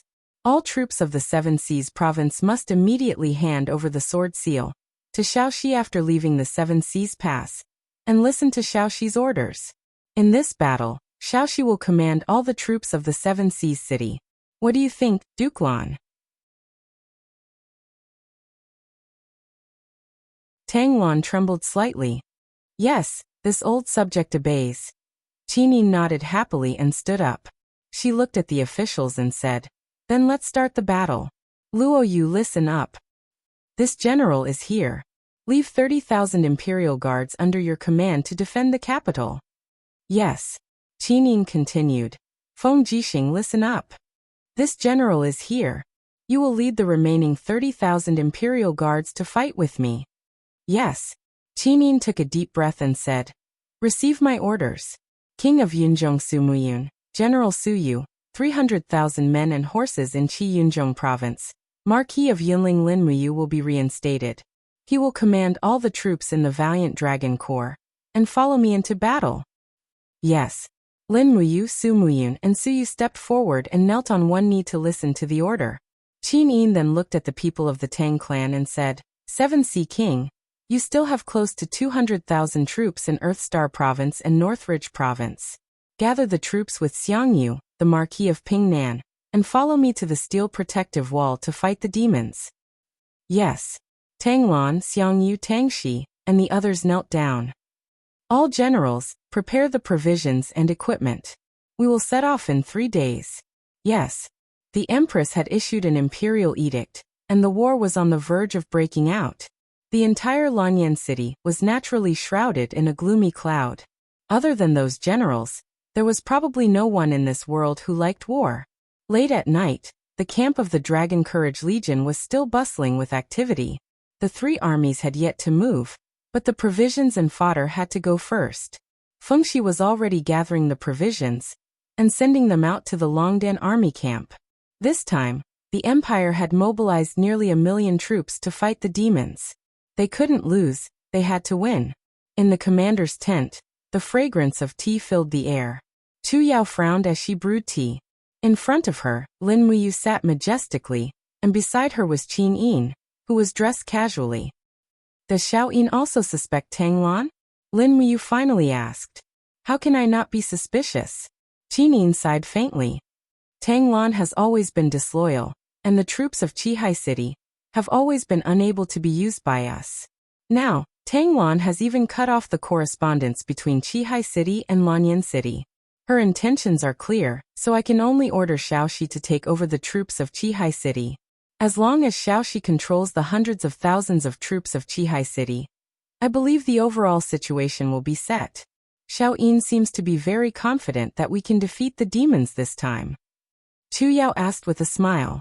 Qin Yin also smiled, but her smile was full of bitterness.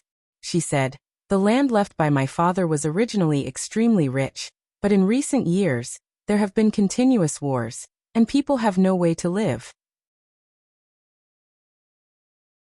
This time, with the troops of Qihai City, we have used nearly 1 million troops to fight against the demons, which has already affected the foundation of the empire. If we don't win, the national strength of the Qin Empire will be greatly damaged, and we will no longer have the strength to fight against the demons. Lin Muyu reached out to take the tea handed over by Chu Yao, put it to her nose and sniffed it. She said, in order to prepare for the war, all places are collecting and buying grain. Many people have even taken out the grain for winter.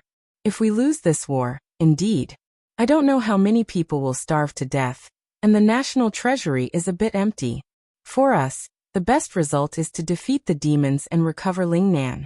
With the resources of Lingnan, maybe we can still deal with the demons. This war is a battle of life and death for us. Chu Yao said faintly, I don't know military strategy, but I believe you can do it. Well, the night was dark, but it was unknown how many people could not sleep peacefully this night. The starlight sprinkled in the courtyard, and the sound of crutches hitting the stone floor echoed softly. Tang Lan stood under the begonia tree in the backyard of the mansion with a pale face, looking at the begonia tree that had not bloomed yet, and suddenly sighed. Grandpa, what's wrong? Tang Xiaoxi asked softly. It's Xiaoxi. It was rare for Tang Xiaoxi to return to the Qihai Palace to spend the night. Tang Lan's face was a little more gratified and she said, I don't know. I don't know if Grandpa can see this year's begonia blooming.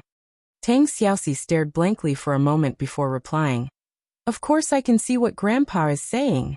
Don't forget that the Empire has many powerful generals. Although the demons are strong, we aren't weak either. We won't lose this war. Even if we win this war, our Tang family will lose. Tang Lan sighed and said, Can't Xiaoxi see that the Empress completely doesn't trust me? Tang Xiaoxi held Tang Lan's arm and said, Xiaoxi is not stupid. Naturally she can see it, but doesn't Xiao Yin trust me very much? As long as I lead the 300,000 soldiers of the Qihai province to defeat the demons, I will definitely be able to win back Xiao Yin's trust in the Tang family. What do you think, Grandpa? Perhaps. Tang Lan smiled slightly. Will Grandpa follow Xiao Yin to fight the demons? Yes. Tang Lan raised his head and looked at the begonia tree swaying in the breeze, and said, Decades ago, before Her Highness Yin was born, I followed the former emperor to conquer the south and the north. Now it seems that I have returned to that time. Perhaps this is the ending that the old General Tang Lan deserves?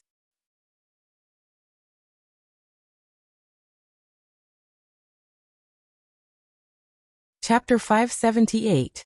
Tuck, tuck, tuck. In the sound of hooves, a man in a white robe galloped straight into the depths of the Longdan army camp. Feng Jixing dismounted and walked into the commander's tent with the horsewhip in his hand. He looked up and saw Lin Muyu and Chu Yao eating. It was the day before the departure, but they still had an appetite. Brother Feng, you're here? Lin Muyu smiled slightly. Someone add another set of chopsticks. No need.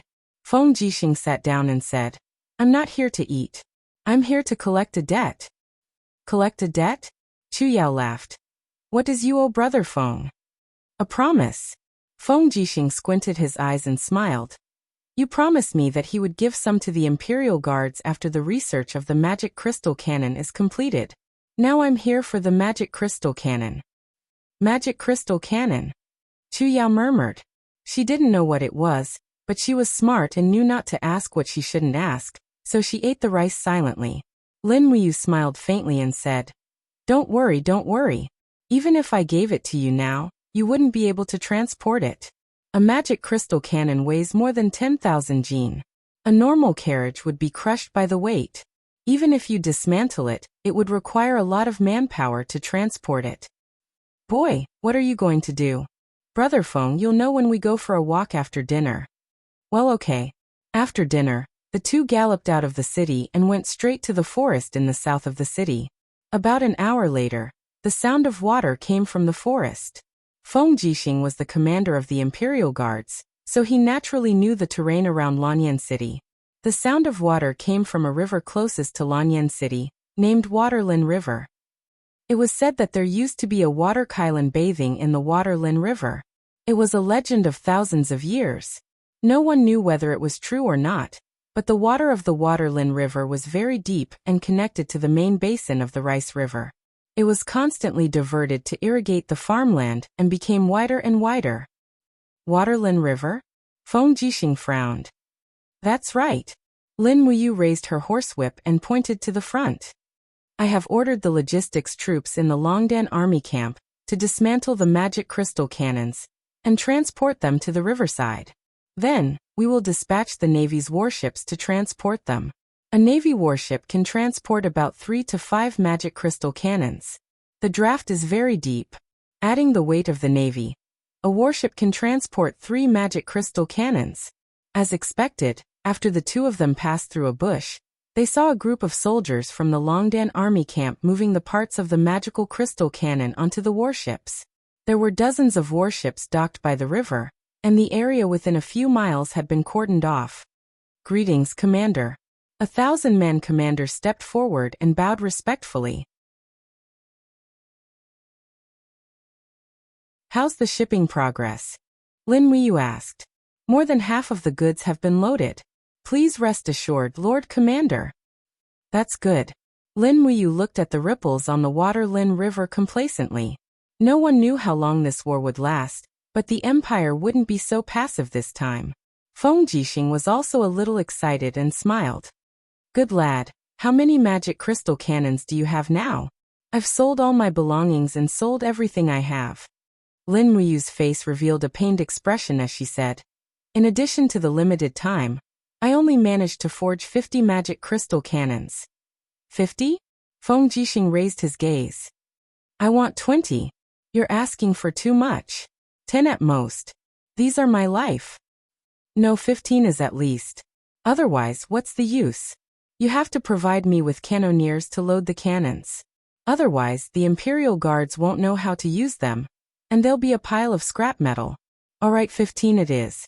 Lin Wuyu took a deep breath. These magic crystal cannons will go through the waterway and reach Daojiang.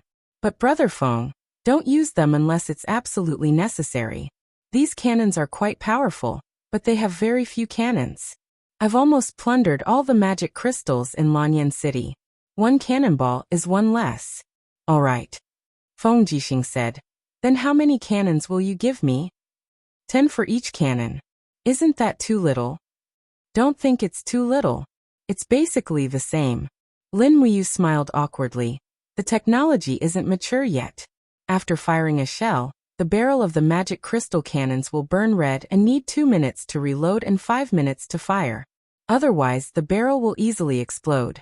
Therefore, the magic crystal cannons can only be used as a deterrent for now.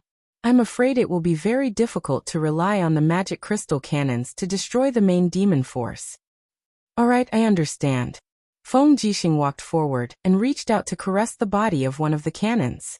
His face was full of infatuation. He couldn't help but caress it again and again. Perhaps even the girls in the brothel didn't receive such good treatment here. He couldn't help but smile fondly. What a treasure! In a situation where the Empire is only equipped with arrow boxes and ballistae, we actually have such a powerful cannon with such a long range. It's not easy at all. This isn't a cannon. Lin Wuyu corrected. The power of law produced by the explosion of the magic crystals isn't fire, but lightning. The explosion caused by high-temperature lightning isn't something ordinary armor can defend against. I'm afraid the demons don't know the secret of the magic crystals. Ha ha ha. Feng Jixing patted Lin Wuyu's shoulder. It's great that the Empire has you. If you really died 4 years ago, I really don't know how we'll fight this war today. Don't worry, someone will fight. Yes, but who will it be? An unscrupulous villain like Xiang Yu, a boorish man like Su Long who knows nothing about military strategy, or a scheming general of the Tang family. Feng Jixing looked at him deeply. There are only a few generals that the Empire can use. This is the biggest reason why His Highness values me and you. Don't say it so sadly. We'll set off tomorrow. Brother Feng, have you thought about how to fight this war? I don't know. Feng Jixing shook his head. The demon army is too strong. The armor demons are so brave and good at fighting, but their number is close to 300,000. As for us, although the Empire claims to have millions of soldiers, you and I both know that more than 60% of them are new recruits. They haven't even seen the demons before. Once they see the armor demons and winged people, I can only pray that they don't wet their pants. Ha ha ha. Holding the sword hilt, Lin Wuyu burst into laughter. Looking at the surging river, she said, moreover, Yunzhong Province and Earthstar Province are recruiting soldiers on a large scale, but they don't have enough equipment. I've seen some corps in Earthstar Province a few days ago. The soldiers only wear military uniforms without any armor. Most of their weapons are spears. Only the spearheads are made of steel, while the spear bodies are made of wood. Although the wood is very hard, I'm afraid it's useless in front of the thick weapons of the armor demons. I can't imagine what it's like for Duke Lan and Duke Yun's men to fight the demons with a pile of junk. Yes, Feng Jixing sighed and said. These new soldiers are the lives of the Empire, but for the sake of Duke Lan and Duke Yun's army expansion, these young people may die worthlessly under the blades of the demons. Ayu, Tanglan has blocked the communication between the Seven Seas Province and Lanyan City. The imperial capital has no idea about the deployment of all the troops in the Seven Seas Province. I think Master Lan may have some plans. You mean, Duke Lan will attack Lanyan City when we're fighting with the demons in Songnan Province? Yes. Feng Jixing looked at the lofty outline of Lanyan City in the distance with profound eyes. Lanyan City is the capital, the richest city in the world. It's the location of the 3 ministries and 6 ministries of the Empire. Once Lanyan City is controlled by Tanglan, I'm afraid that Her Highness Qin Yin won't be able to return to Lanyan City. Once the supply of the capital to the front line is cut off, we're bound to collapse. I'm afraid that it will cause trouble. Lin Wuyu smiled. Hasn't Xiao Yin ordered Duke Lan and Xiang Yu to lead the troops to accompany her? It's okay. Besides, Xiaoxi has already gone to Qihai Pass to receive the troops of the Tang family. Xiaoxi has the Iron Order of the Tang sect. She's not afraid that the Tang family won't obey her. Well, we can only hope that the situation will develop in a good direction. Let's go. Tonight, we have to respond to each other and cheer up the senior generals. Otherwise, they've been frightened by the 500,000 troops of the demon clan. Yes. Soon night fell, and a bright moon hung high in the sky. The crescent moon caused many scholars and poets to recite poems that had been passed down through the ages. However, at this moment, the crescent moon hung over Lanyan City like a blood-red sickle. Once it fell, the people of the 3 realms would definitely perish.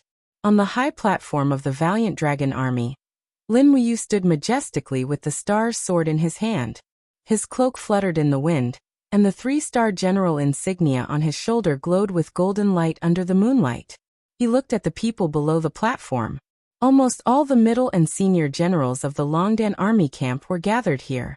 Nearly 100 people were fighting in a mighty manner. Everyone stared at Lin Wuyu. They were all boorish people, but they knew that their commander had something to say. They were all waiting to see what kind of shocking words Lin Wuyu, who had once served as the great deacon of the Holy Temple, would say. Ahem. Lin Wuyu cleared his throat and asked, Brothers, you and I are all soldiers of the Empire. Now that the 500,000 troops of the Demon Clan have invaded our territory, they are far stronger than us. I only have one question for you. Are you afraid? Yes. Everyone shouted at the top of their lungs. It's useless to be afraid. Lin Muyu raised his sword and said, "It's our destiny to spill blood on the battlefield. Only through this battle can we protect our home. I, Lin Muyu, can't guarantee that you can come back alive to see the bright moon of Lanyan City again. But I promise that even if we die in battle, our valiant dragon army will only die in glory, and not drag out an ignoble existence. I can't promise that we can lead you to victory, but I promise that we will do our best and live up to the honor of the soldiers of the Empire. Everyone turn around and go to sleep. We will set off tomorrow morning." Yes.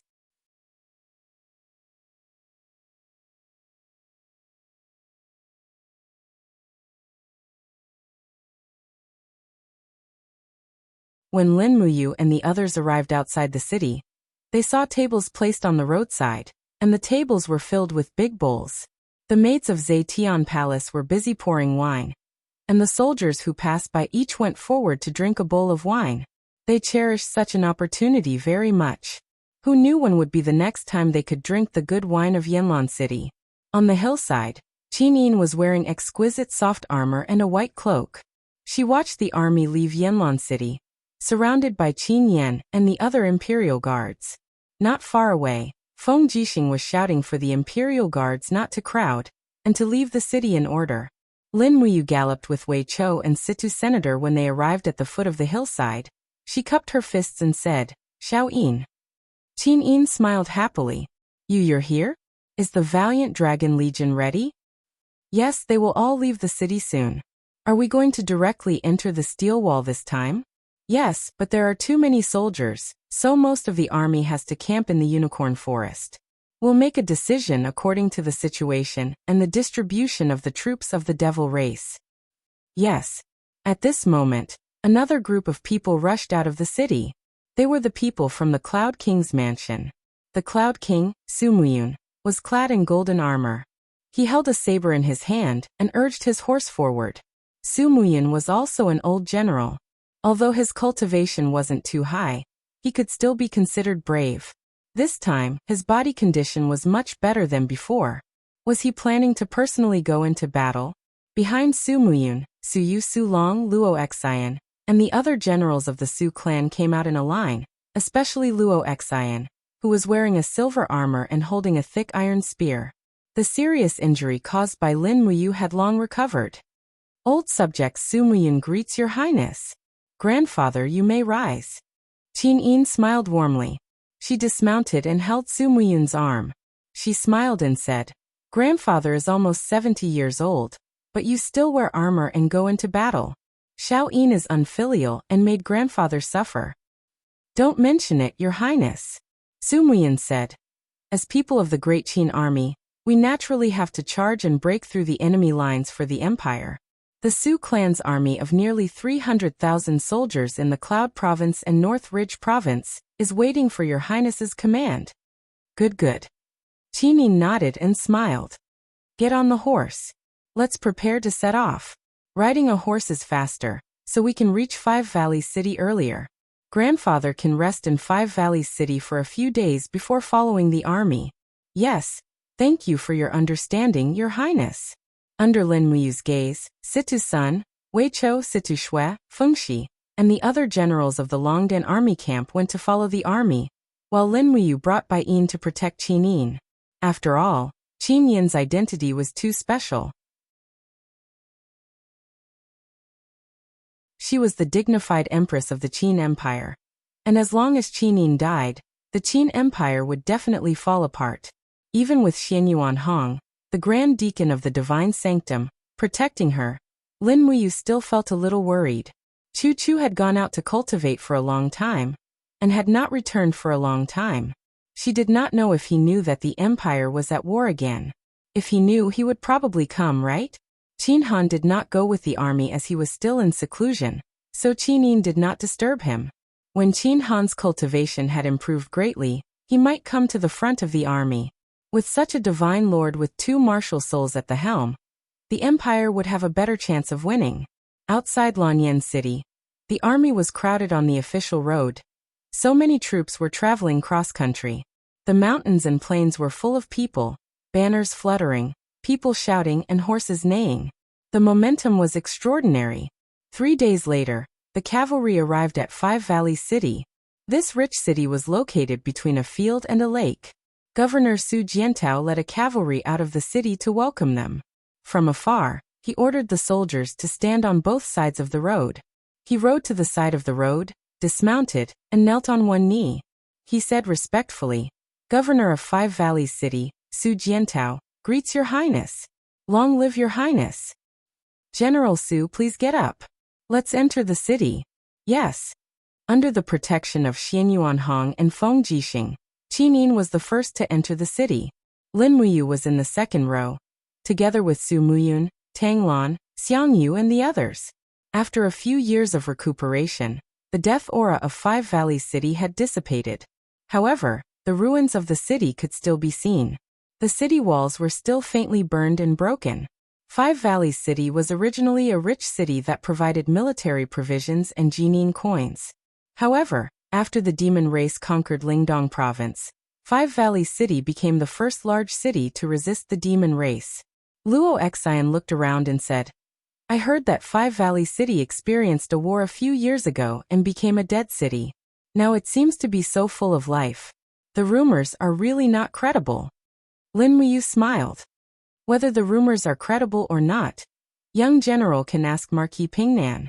Xiang Yu glared at Lin Muyu and said, "Since ancient times, there is a saying that kindness does not command troops and righteousness does not command wealth." Back then, Xiang Yu received the order in the face of danger. If he didn't use vicious tactics, I'm afraid the Iha kingdom would have entrenched themselves in Five Valleys City. The empire would not have the world it has today. Is that so?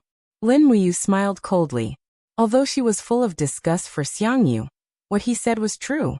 If he didn't use vicious tactics, the Iha kingdom would not have retreated so easily. It was hard to say whether the empire would have the situation it has today. At this time, Tang Lan stroked his beard and said with a smile, "Commander Yu is right. It's a pity. Although Commander Yu is a genius, he had already disappeared at that time. Only Marquis Pingnan, Xiang Yu, led the troops. If Commander Yu was here, I'm afraid more than 1,000,000 people would not have died, right?" He was clearly mocking Lin Muyu. However, Lin Muyu did not say anything. She only snorted and entered the city with Bai Yin. At night, a military report arrived. There was a new movement of the demon army. All of them had gathered at the edge of the Lingdong province, and had been biding their time for 2 days. Under the dim candlelight, a group of people surrounded the military sand table in Five Valleys City. All of them were silent. Feng Jixing picked up a small green flag, and stuck it on the side of a city to the south of the Qinling Mountains. He said, "According to the latest news, the Iha Kingdom's General Long Qianlin has led nearly 200,000 troops here. Fiery Moon City, a city that you has been to before." Fiery Moon City? Lin Muyu frowned. "When I brought the Longden army camp through Fiery Moon City, it was still in ruins. Are there any 100 Mountains cavalry among these 200,000 troops? No." Feng Jixing shook his head and said, "Among them, there are 100,000 infantrymen from 100 Mountains City, and the other 100,000 are new recruits. Moreover, Long Qianlin has been recruiting and training troops in Fiery Moon City, forming a triangle with Sunset City and 100 Mountains City to confront the Empire's 3 passes in the Qinling Mountains." New recruits? Qin Yin was slightly startled. Her eyes were as clear as water as she looked at the map on the sand table. Could it be that Qin Yi has decided to give up on Long Qianlin, who is in charge of the 100 Mountains City's main force, the 100 Mountains Cavalry? It is said that Ji Yao and Yi Xuanhuan are in charge together. Is that so? Qin Yin couldn't help but laugh. Ji Yao is an idiot, yet he dares to command an army. Qin Yi is really muddle-headed, to actually hand over his trump card army to Ji Yao. Xiang Yu stood up and walked to the side of the sand table. From the Iha Kingdom's deployment, they don't seem to have any defenses against the demon race. Instead, they are eyeing the Empire's Earth Star province covetously. It seems that the Iha kingdom has most likely reached some kind of agreement with the demon race. Once we fight the demon race head-on, the Iha kingdom will definitely take advantage of the situation to launch a sneak attack on the 3 passes, and then head north to swallow up a large portion of our Earth Star province. How many soldiers are there in the Earth Star province? Lin Muyu asked. Less than 50,000. Tang Lan, who had been resting with her eyes closed, opened her eyes and said indifferently. Su Muyin muttered to himself. Your Highness, we must send a general with both civil and military skills to guard the 3 passes. Otherwise, if the 3 passes are lost, the Empire will fall into a passive position. Who should we send?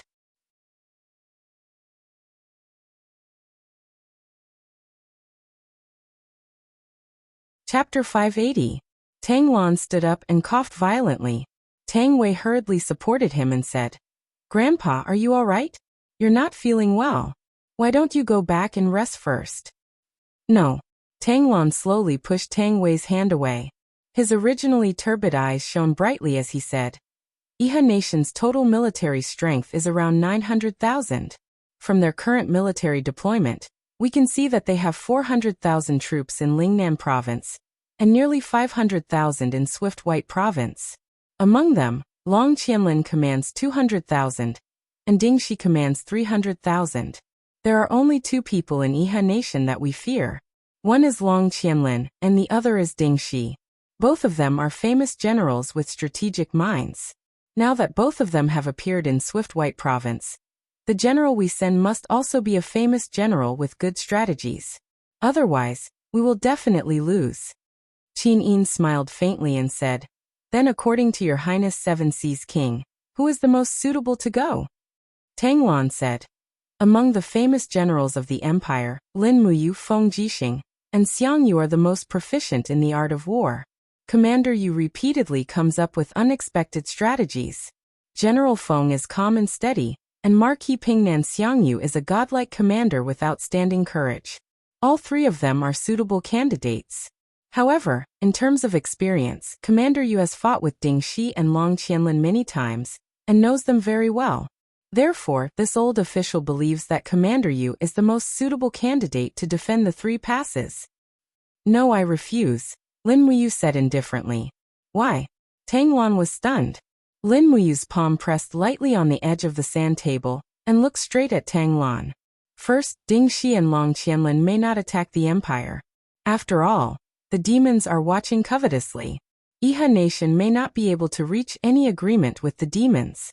Second, as the 7 Seas King said, I have fought with Long Qianlin many times and understand his art of war. However, I have also fought with the demons Qianfeng many times and understand Qianfeng's military strategy. Therefore, I want to stay in 5 Valleys City and fight with the demons. Qin Yin said, If that's the case, Commander, you can stay by my side. I need him to help me strategize from time to time. Tang Lan was taken aback. Then, how should we deal with the possible war in Planet Earth province? Qin Yin smiled faintly. Why don't we do it this way? General Feng will command 30,000 Imperial Guards, and then we'll allocate 70,000 soldiers from the Earth Star Province's army to support General Feng. The remaining 100,000 soldiers will guard the Earth Star Province. With the 3 passes, it should be enough to defend against the enemy. Feng Jixing took a deep breath and said, Your Highness, most of the defending generals in the Earth Star Province are from the Tang family. I am worried that my prestige is not enough to deter them. Su Muyin stroked his beard and smiled.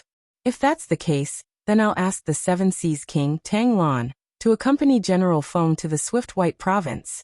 The 7 Seas King is the head of the Tang family.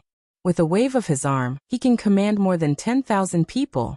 Also, if General Feng is worried about not having enough soldiers, I'll have Su Yu lead another 50,000 Qin Dragon army, and listen to General Feng's orders. How about that? Feng Jixing was taken aback. If that's the case, then that's even better. However, I don't know if Commander Su Yu is willing to listen to my orders. After all, she is your Highness's concubine, and I, Feng Jixing, am only a bumpkin. What are you saying, General Feng? Su Yu giggled. You are the head of the previous emperor's wind, rain, thunder, and lightning generals. As long as Her Highness Yin issues an imperial edict, Su Yu will naturally obey General Feng's orders and serve the empire. Then let's do it this way. Qin Yin nodded. Receive my orders. Feng Jixing will lead 30,000 imperial guards to the Earthstar province immediately. Commander Su Yu will lead 50,000 Qin Dragon Army as well. General Feng will be the commander-in-chief of the vanguard. The Seven Seas King, Tang Lan, will be the military governor. Remember, General Feng will make all the decisions on strategic matters. No one is allowed to interfere. Tang Lan and Su Yu cupped their fists at the same time. As you command. Qin Yin's orders were extremely clever. In order not to damage Tang Lan's reputation, she made him the military governor, but also gave Feng Jixing the power to act alone. This way, Tang Lan could be sent away from Songnan province without affecting Feng Jixing's affairs on the western front. At night after dinner, Feng Jixing and Su Yu were about to set off. Tang Lan was also hurriedly preparing the guards and so on. This time, most of the troops heading to the Earthstar province were Feng Jixing and Su Yu's forces. Tang Lan only brought 2,000 guards. Furthermore, the Empress had issued an edict, and Tang Lan could only carry it out. She handed over the 100,000 soldiers of Qihai City to Xiangyu. These 100,000 soldiers were the most experienced elite soldiers of Qihai City. Under the starlight, Lin Muyu and Wei Chou sent Feng Jixing and Su Yu off Wugu City and out of the city. You don't send me off. Amidst the messy sound of horse hooves, Su Yu looked back and smiled. You stay here and take good care of Shaoyin. At the same time, help me take good care of my king father. Do you understand? Don't worry, Aunt Lan. Lin Muyu smiled cheerfully. You also have to be careful. If you can defend, don't come out of seclusion to fight. Ding Shi and Long Qianlin are not easy to deal with. Brother Feng, you must not underestimate the enemy. Feng Jixing couldn't help but laugh. Kid, you should think more about your own situation. The demons are coming in menacingly. This time, Qianfeng is almost certain to win. You must be careful. In addition, beware of Xiangyu. His last sentence was very meaningful. How could Lin Muyu not know? In that case, I won't send you off. Lin Muyu spurred her horse forward and raised her palm. Feng Jixing smiled knowingly. Both palms struck together. Lin Muyu said, Good brother, you must come back alive. Feng Jixing nodded. You two. Watching Feng Jixing, Su Yu, and the others disappear into the night, Lin Muyu felt a sense of loss. Her elder brother, Feng Jixing, had always been protecting her. Now that Feng Jixing had left, it seemed that she could only rely on herself to defend the entire steel wall. There was a strong enemy like Qianfeng on the outside and a fierce general like Xiangyu on the inside. Moreover, Zheng Yifan was also there. The empire's god of war, Zheng Yifan, a famous general who was ranked among the Soaring Clouds Pavilion's meritorious officials, was a wolf. He was chased away from Lanyan City by Qin Jin. Now that he had returned, the wolf's return was either to repay a debt of gratitude or to take revenge. Now Lin Muyu still couldn't tell whether Zheng Yifan had returned to repay a debt of gratitude or to take revenge. 3 days later, nearly 500,000 troops arrived at the steel wall. Lin Muyu led the 70,000 Dragon's Courage Legion to camp in the Unicorn Forest. Qin Yin's central tent was also set up within the Dragon's Courage Legion. The defense of the steel wall was handed over to the Marquis of Tranquil Sea, Yao Yuan, Su Long, Luo Xian, and the others. In the afternoon, the central tent was extremely gloomy. Everyone was silent. In the past 3 days, the demon army had already arrived at the east side of the steel wall, but they still didn't move. It was very puzzling. What are the demons thinking? Xiangyu asked with a frown. Who knows? Situ-sun said coldly. Lin Muyu stared at the map in the middle and said, It seems that Qianfeng doesn't plan to attack the steel wall. If he wanted to attack, he would have already advanced today. What is he thinking? At this time, a messenger flew in and said respectfully, Your Highness, the frontline military situation. Speak. Our scouts have found out that nearly 150,000 armored demons are slowly moving to the south of Tsangnan province. They are currently crossing the river. In addition, we have seen many Wing tribe members circling in the sky to investigate our military situation. However, they are flying too high for our arrows to reach. Understood. Continue to investigate. Yes. Lin Muyu stood up and slowly moved her hand on the map. She suddenly pointed to the south of the river and asked, "Where is this place? It is not marked on the map." Su Jiantao cupped his fists and said, "Reporting to Commander, this is a mountainous area. It is rugged and difficult to traverse. Even hunters rarely pass through here. Therefore, it is tacitly recognized as a hindrance on the map. What if it is the armored demons?" Lin Muyu said, "With the strength of the armored demons, can they cross this mountain range?" "Yes." Xiang Yu's eyes turned cold. "Commander Yu, are you suspecting that the demons will attack from the mountain range?" "Yes, the demons are different from us. They don't have too many supplies. As long as the armored demons attack with their blades and shields, they can form a strong fighting force. I suspect that they don't want to attack the steel wall at all. Instead, they want to go around the steel wall and fight us at the edge of the unicorn forest. If that's the case, the steel wall we spent 500 million gold coins on will be useless." With that, Lin Muyu pointed to a location on the map and asked, "What is this valley called?" "Songlin Valley," Su Jiantao said in a deep voice. "It's a valley full of white-leaf trees. The terrain of Songlin Valley is very complex and open. To the north of Songlin Valley is Daojiang, and to the south is Qinling Mountains. It's less than 20 miles away from the Sword Garret Fortress guarded by the Iha Kingdom. If we choose to fight the demons in Songlin Valley, the cavalry of the Iha Kingdom in Sword Garret can arrive in an hour." Xiang Yu's face turned pale. "It can't really beat Songlin Valley, right?" "That's right." Lin Muyu's fingers lightly stroked the map as she said, "Your Highness, we must immediately send troops to Songlin Valley and guard the valley entrance. We cannot let the demons march straight in. Otherwise, if 300,000 demons were to attack the plains at the same time, even the gods would be unable to save us." "Yes," Qinin said, "send 300,000 soldiers to guard the Songlin Valley. Construct the strategic fortifications. Xiang Yu's army will lead the way, the Iron Blade army in the center, Su Long's army in the north, the Godly Might army in the south, and the Valiant Dragon army in the rear. Move out immediately." "Yes." Inside the Qihai city camp, a group of people cursed after learning of the situation. "What does Your Highness mean by having our Qihai city army in the center? Do you want us to be cannon fodder? Damn it, why is the Longdan army camp in the rear? Aren't they called the strongest army of the empire? Why is the strongest army in the empire in the back? We don't accept this. Your Highness is too biased towards Lin Muyu. This is unfair. Marquis Jun, how can you swallow your anger?" Facing the indignant generals, Xiang Yu sneered. "You are soldiers of the empire. Just follow orders. Plus, do you really think we are cannon fodder just because we are in the front? Just wait and see."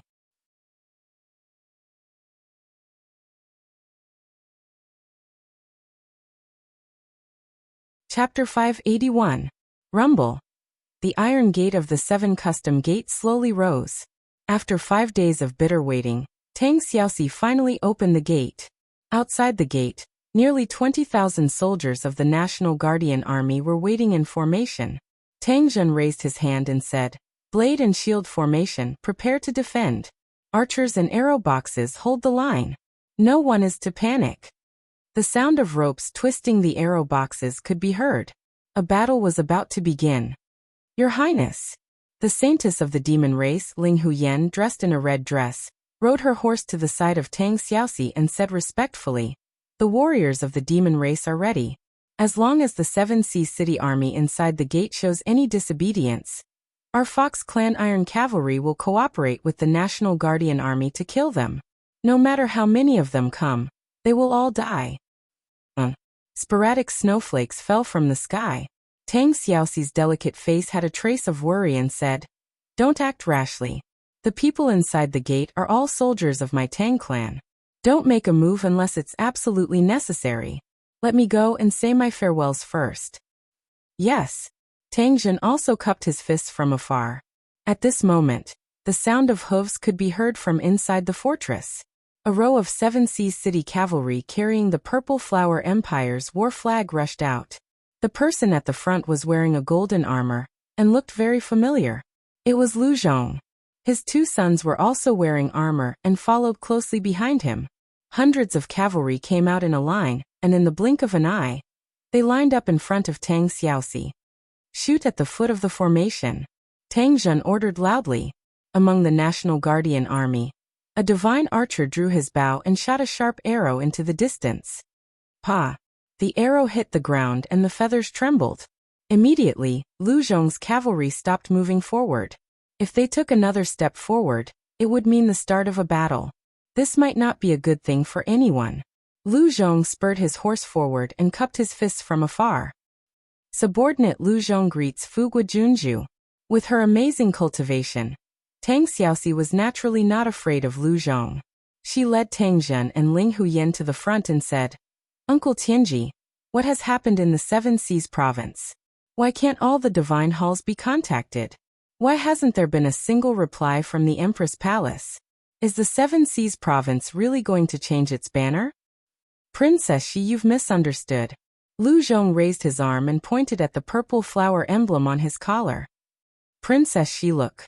We're still soldiers of the Empire, and we definitely won't have any thoughts of betrayal. The reason why we haven't contacted Lanyan City is because the Seven Seas province has been snowing for an entire month.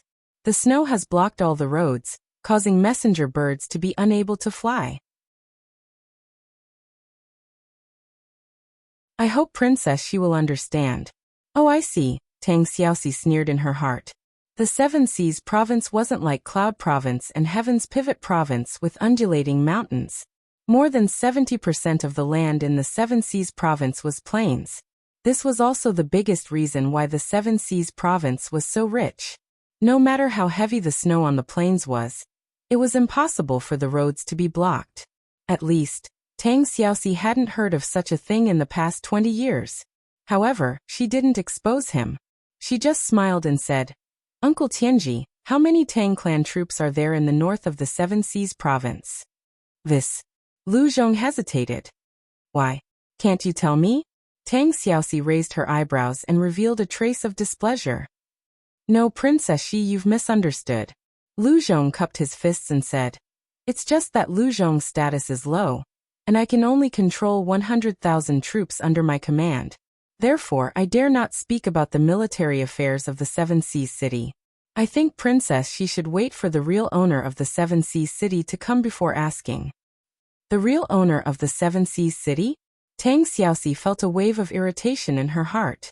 She said, Lu Zhong, am I not the real owner of the Seven Seas City? Don't forget that you're a soldier of the Empire. You must obey your superiors.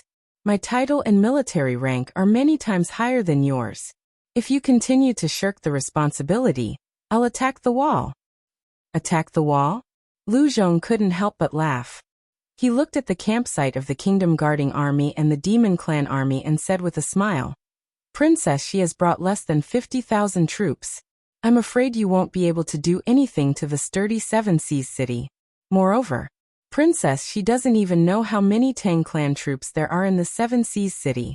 Wouldn't it hurt the Seven Seas King if you make such a big fuss? Cut the crap. When will the owner of the Seven Seas City come to see me? Very soon. Please wait for a while, Princess. Tang Xiaoxi was so angry that her chest was heaving up and down. The national suppressing whip in her hand was even faintly glowing with flames. If the people in the Seven Seas City didn't come out after a while, she might really start a massacre. In less than 30 minutes, a large number of troops came out of the Seven Seas City. The 8 gates opened at the same time, and tens of thousands of troops poured out. Most of them were spearmen and shield troops. After all, there were very few pastures in the Seven Seas City, so there were very few cavalrymen. In terms of the number of cavalrymen, the Seven Seas City was far less than the Sunset Rain City and the Lanyan City. Just when Tang Xiaoxi's patience was about to run out, a group of guards in golden armor came out of the fortress on horseback and surrounded a carriage with a canopy. Such a grand display must be the real owner. Tang Xiaoxi wasn't afraid.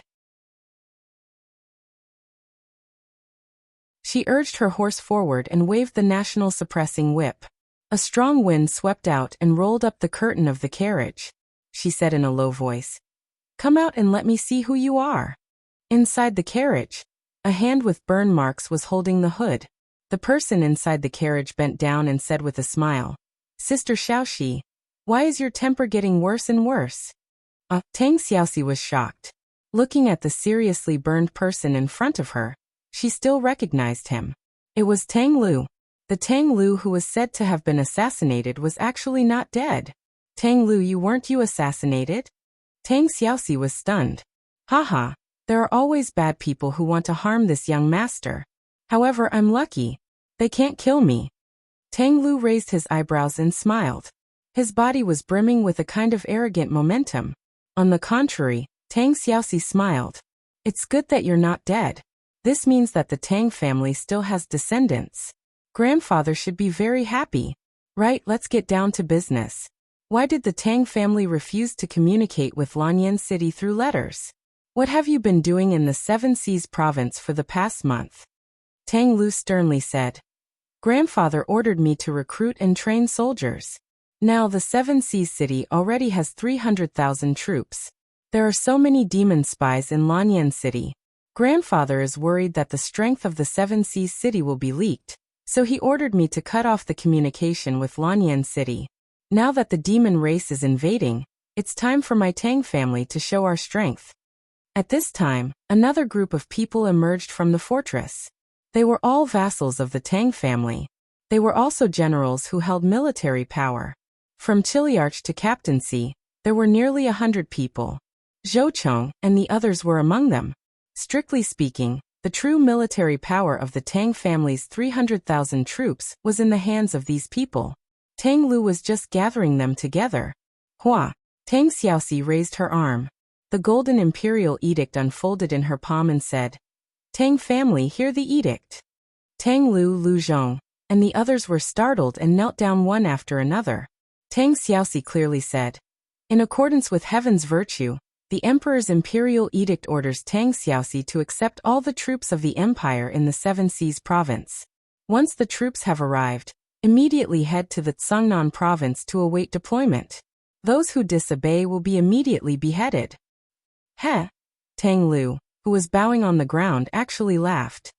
He raised his head and said with a smile, "Xiaoxi, does Her Highness want to hand over the Tang family's troops to you?" "That's right. But..."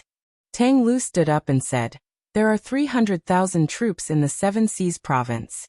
Grandfather ordered me to gather the troops at the Seven Seas Pass before leaving. Only by gathering the troops can we resist the powerful demon army.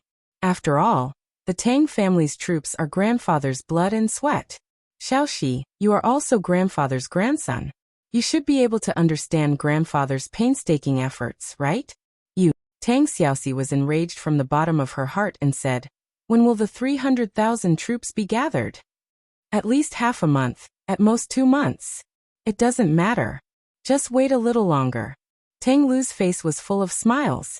Tang Xiaoxi's face was cold as she said, "What if I order you to immediately send the troops to Tsangnan province? Then forgive me for not obeying." Tang Lu's face was full of determination as he said, "As a descendant of the Tang family, I must obey grandfather's edict. As long as grandfather's personal letter doesn't reach my hands for a day, I will not send troops to Tsangnan province. Xiaoxi, if you are in a hurry, I can allocate you 500 cavalrymen, and let you first go to Tsangnan province to resist the enemy. How about it?" Motherf *Ker. Tang Zhen had a fiery temper. He directly pulled out his sword and said angrily, "Tang Lu, you have repeatedly disobeyed the edict. It seems that you have already made up your mind to commit treason when the demon race invades." "Tang Zhen," Tang Lu said in a grim voice, "in any case, you're a member of my Tang family, yet you actually can't distinguish between inside and outside. Don't forget that I'm your young master. Are you courting death by being so rude?" Tang Zhen gnashed his teeth as he urged his horse forward and said to Tang Xiaoxi in a low voice, Princess Shi, the Tang family is going to rebel. Once we leave, so long as there's the slightest news of losing the battle from the front lines, that bastard Tang Lu will surely mobilize 300,000 troops to attack Lanyan City. So long as Lanyan City falls into their hands, then Lanyan City, Qihai City, and Cold Star City will be able to form a triangular formation and be in an invincible position. Tang Lu has planned well. Tang Lu, that bastard. Tang Xiaoxi gritted her teeth as she suddenly spurred her horse to turn around and said, Tang Zhen, let's go. Mobilize all the troops in the endless forest. I want to defend Lanyan City, for Xiao Yin once more. Yes. As he watched Tang Xiaoxi and the others turn around and leave, Tang Lu couldn't help but take a deep breath and say, how dangerous. I was almost unable to endure the pressure. Tang Xiaoxi and Tang Zhen are being overbearing, and I'm afraid this matter won't end well. What should we do? Lu Zhong cupped his fists and said, Young master, don't worry. The kingdom garrison army only has a total of 50,000 to 60,000 troops, and coupled with the demon race and barbaric race, it would absolutely not exceed 250,000 troops. They're just a motley crew. So long as we send out the 47,000 Seven Seas cavalry to charge into the battle, I guarantee that not a single one of them will be left alive. Not to mention we have the Seven Seas Pass, so there's utterly no need to go to war with them in the wilderness. What do you mean? Ha!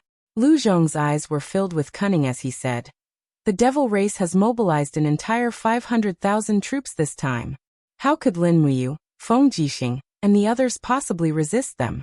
Not to mention that the Iha kingdom is ready to make a move, and Qini has always had the intention of establishing hegemony and wholeheartedly wants to retake the North Ridge. So Qin Yin will surely be unable to pass this hurdle.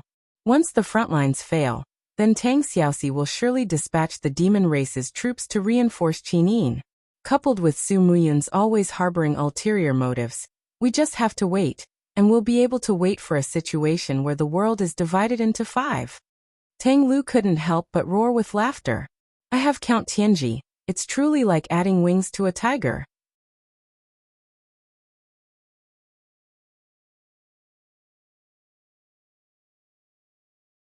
Chapter 582.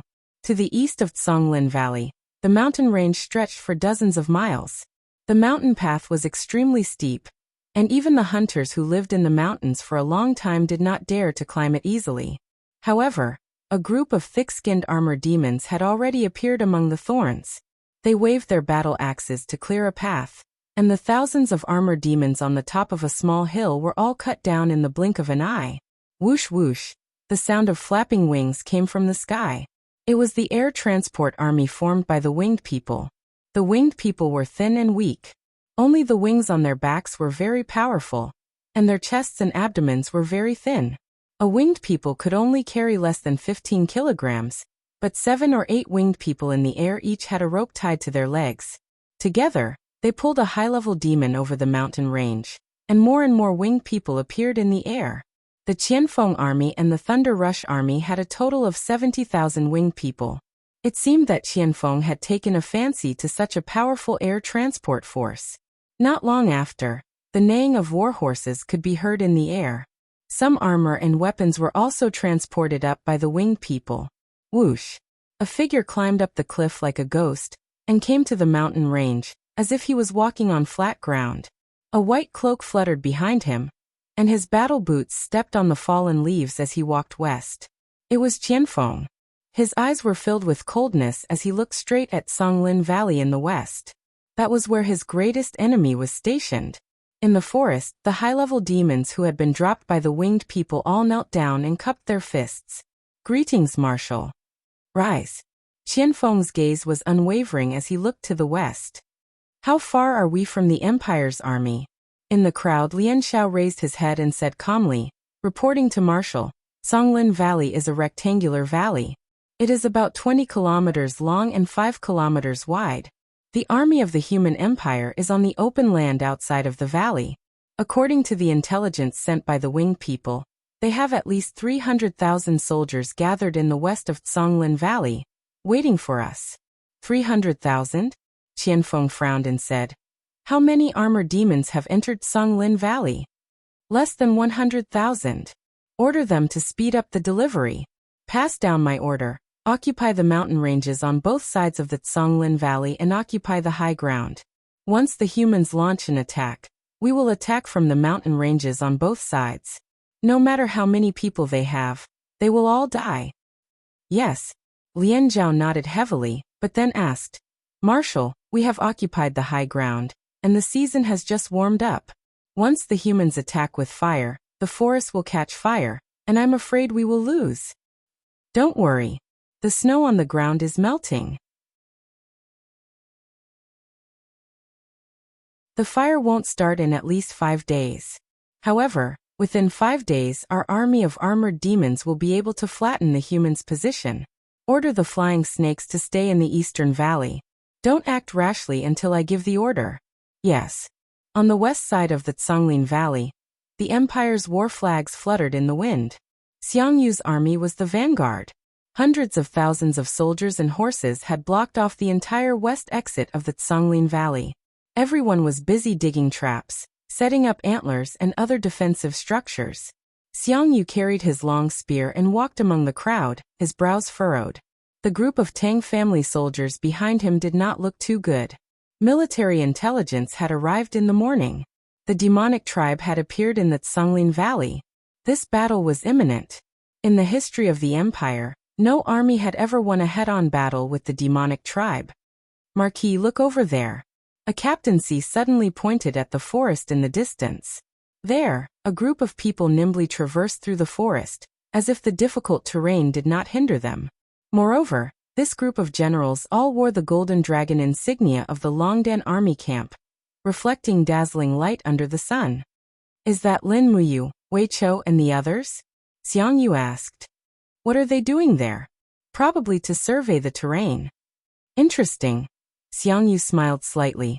Is the black beach oil ready on the 2 sides of the mountain? Yes. As long as the demonic tribe dares to station their troops on the high ground, I guarantee that even their mothers won't recognize them. That's good. In the forest, Lin Muyu led a dozen or so Longdan army camp generals of high cultivation to survey the terrain. Everyone leaped, bent, or climbed in the forest like agile apes. Not long after, they could see the figures of the armored demons in the valley in the distance. Swoosh! Lin Muyu leaped and landed on a huge rock that was several meters high. Looking into the distance, she frowned and said, Is Qianfeng really planning to fight the Empire's army in the Songlin Valley? What's wrong, Your Excellency? Isn't this normal? Wei Chou asked. Lin Muyu said, It's true that we are no match for the demonic tribe in terms of positional warfare, but who do you think Xiangyu is? I'm sure he has already prepared a trap. Even if Qianfeng can defeat Xiangyu's army, I'm afraid he will suffer heavy losses. The Qianfeng I know would never do such a stupid thing. Situ-sun gripped his longsword tightly and said, Your Excellency, we are bringing up the rear anyway. There's no need to survey the terrain. It's best if Xiangyu's army is defeated. In any case, his troops are all Tanglan's trusted subordinates. We won't feel bad at all. With Xiangyu's defeat, we are destined to suffer a crushing defeat from the demonic tribe. Lin Muyu took a deep breath and said, How are the preparations for our demonic crystal cannons? They have all gone ashore and hidden in the dense forest. They won't be discovered for the time being. Order them to be on standby and await orders. Yes. When night fell at the pass of Sword Pavilion, the dozens of meter-tall walls of the fortress looked extremely majestic. The armored soldiers were like a forest, and the flag of the Iha Empire fluttered in the wind. On a small path to the north of Sword Pavilion, a man in a gray robe rode over.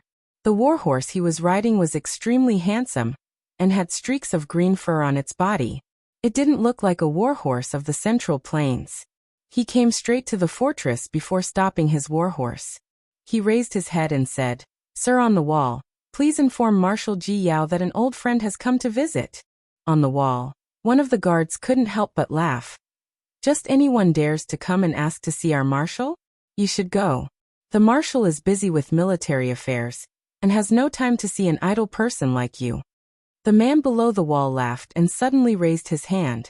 A shining object flew through the wind and shot into the stone wall beside the general with a clang. Half of it was exposed outside. It was a magic crystal coin. If he had wanted to kill the general, he would have been a corpse by now. Sir, this is a greeting gift. Please pass on the message for me. The general took out the magic crystal coin with lingering fear. He knew that the only place that used magic crystal coins on the continent was the demon race. Not long after, the gate of the fortress opened and the visitor was welcomed in. He had been hiding his face under the cloak the whole time, and just followed the soldier into Ji Yao's residence.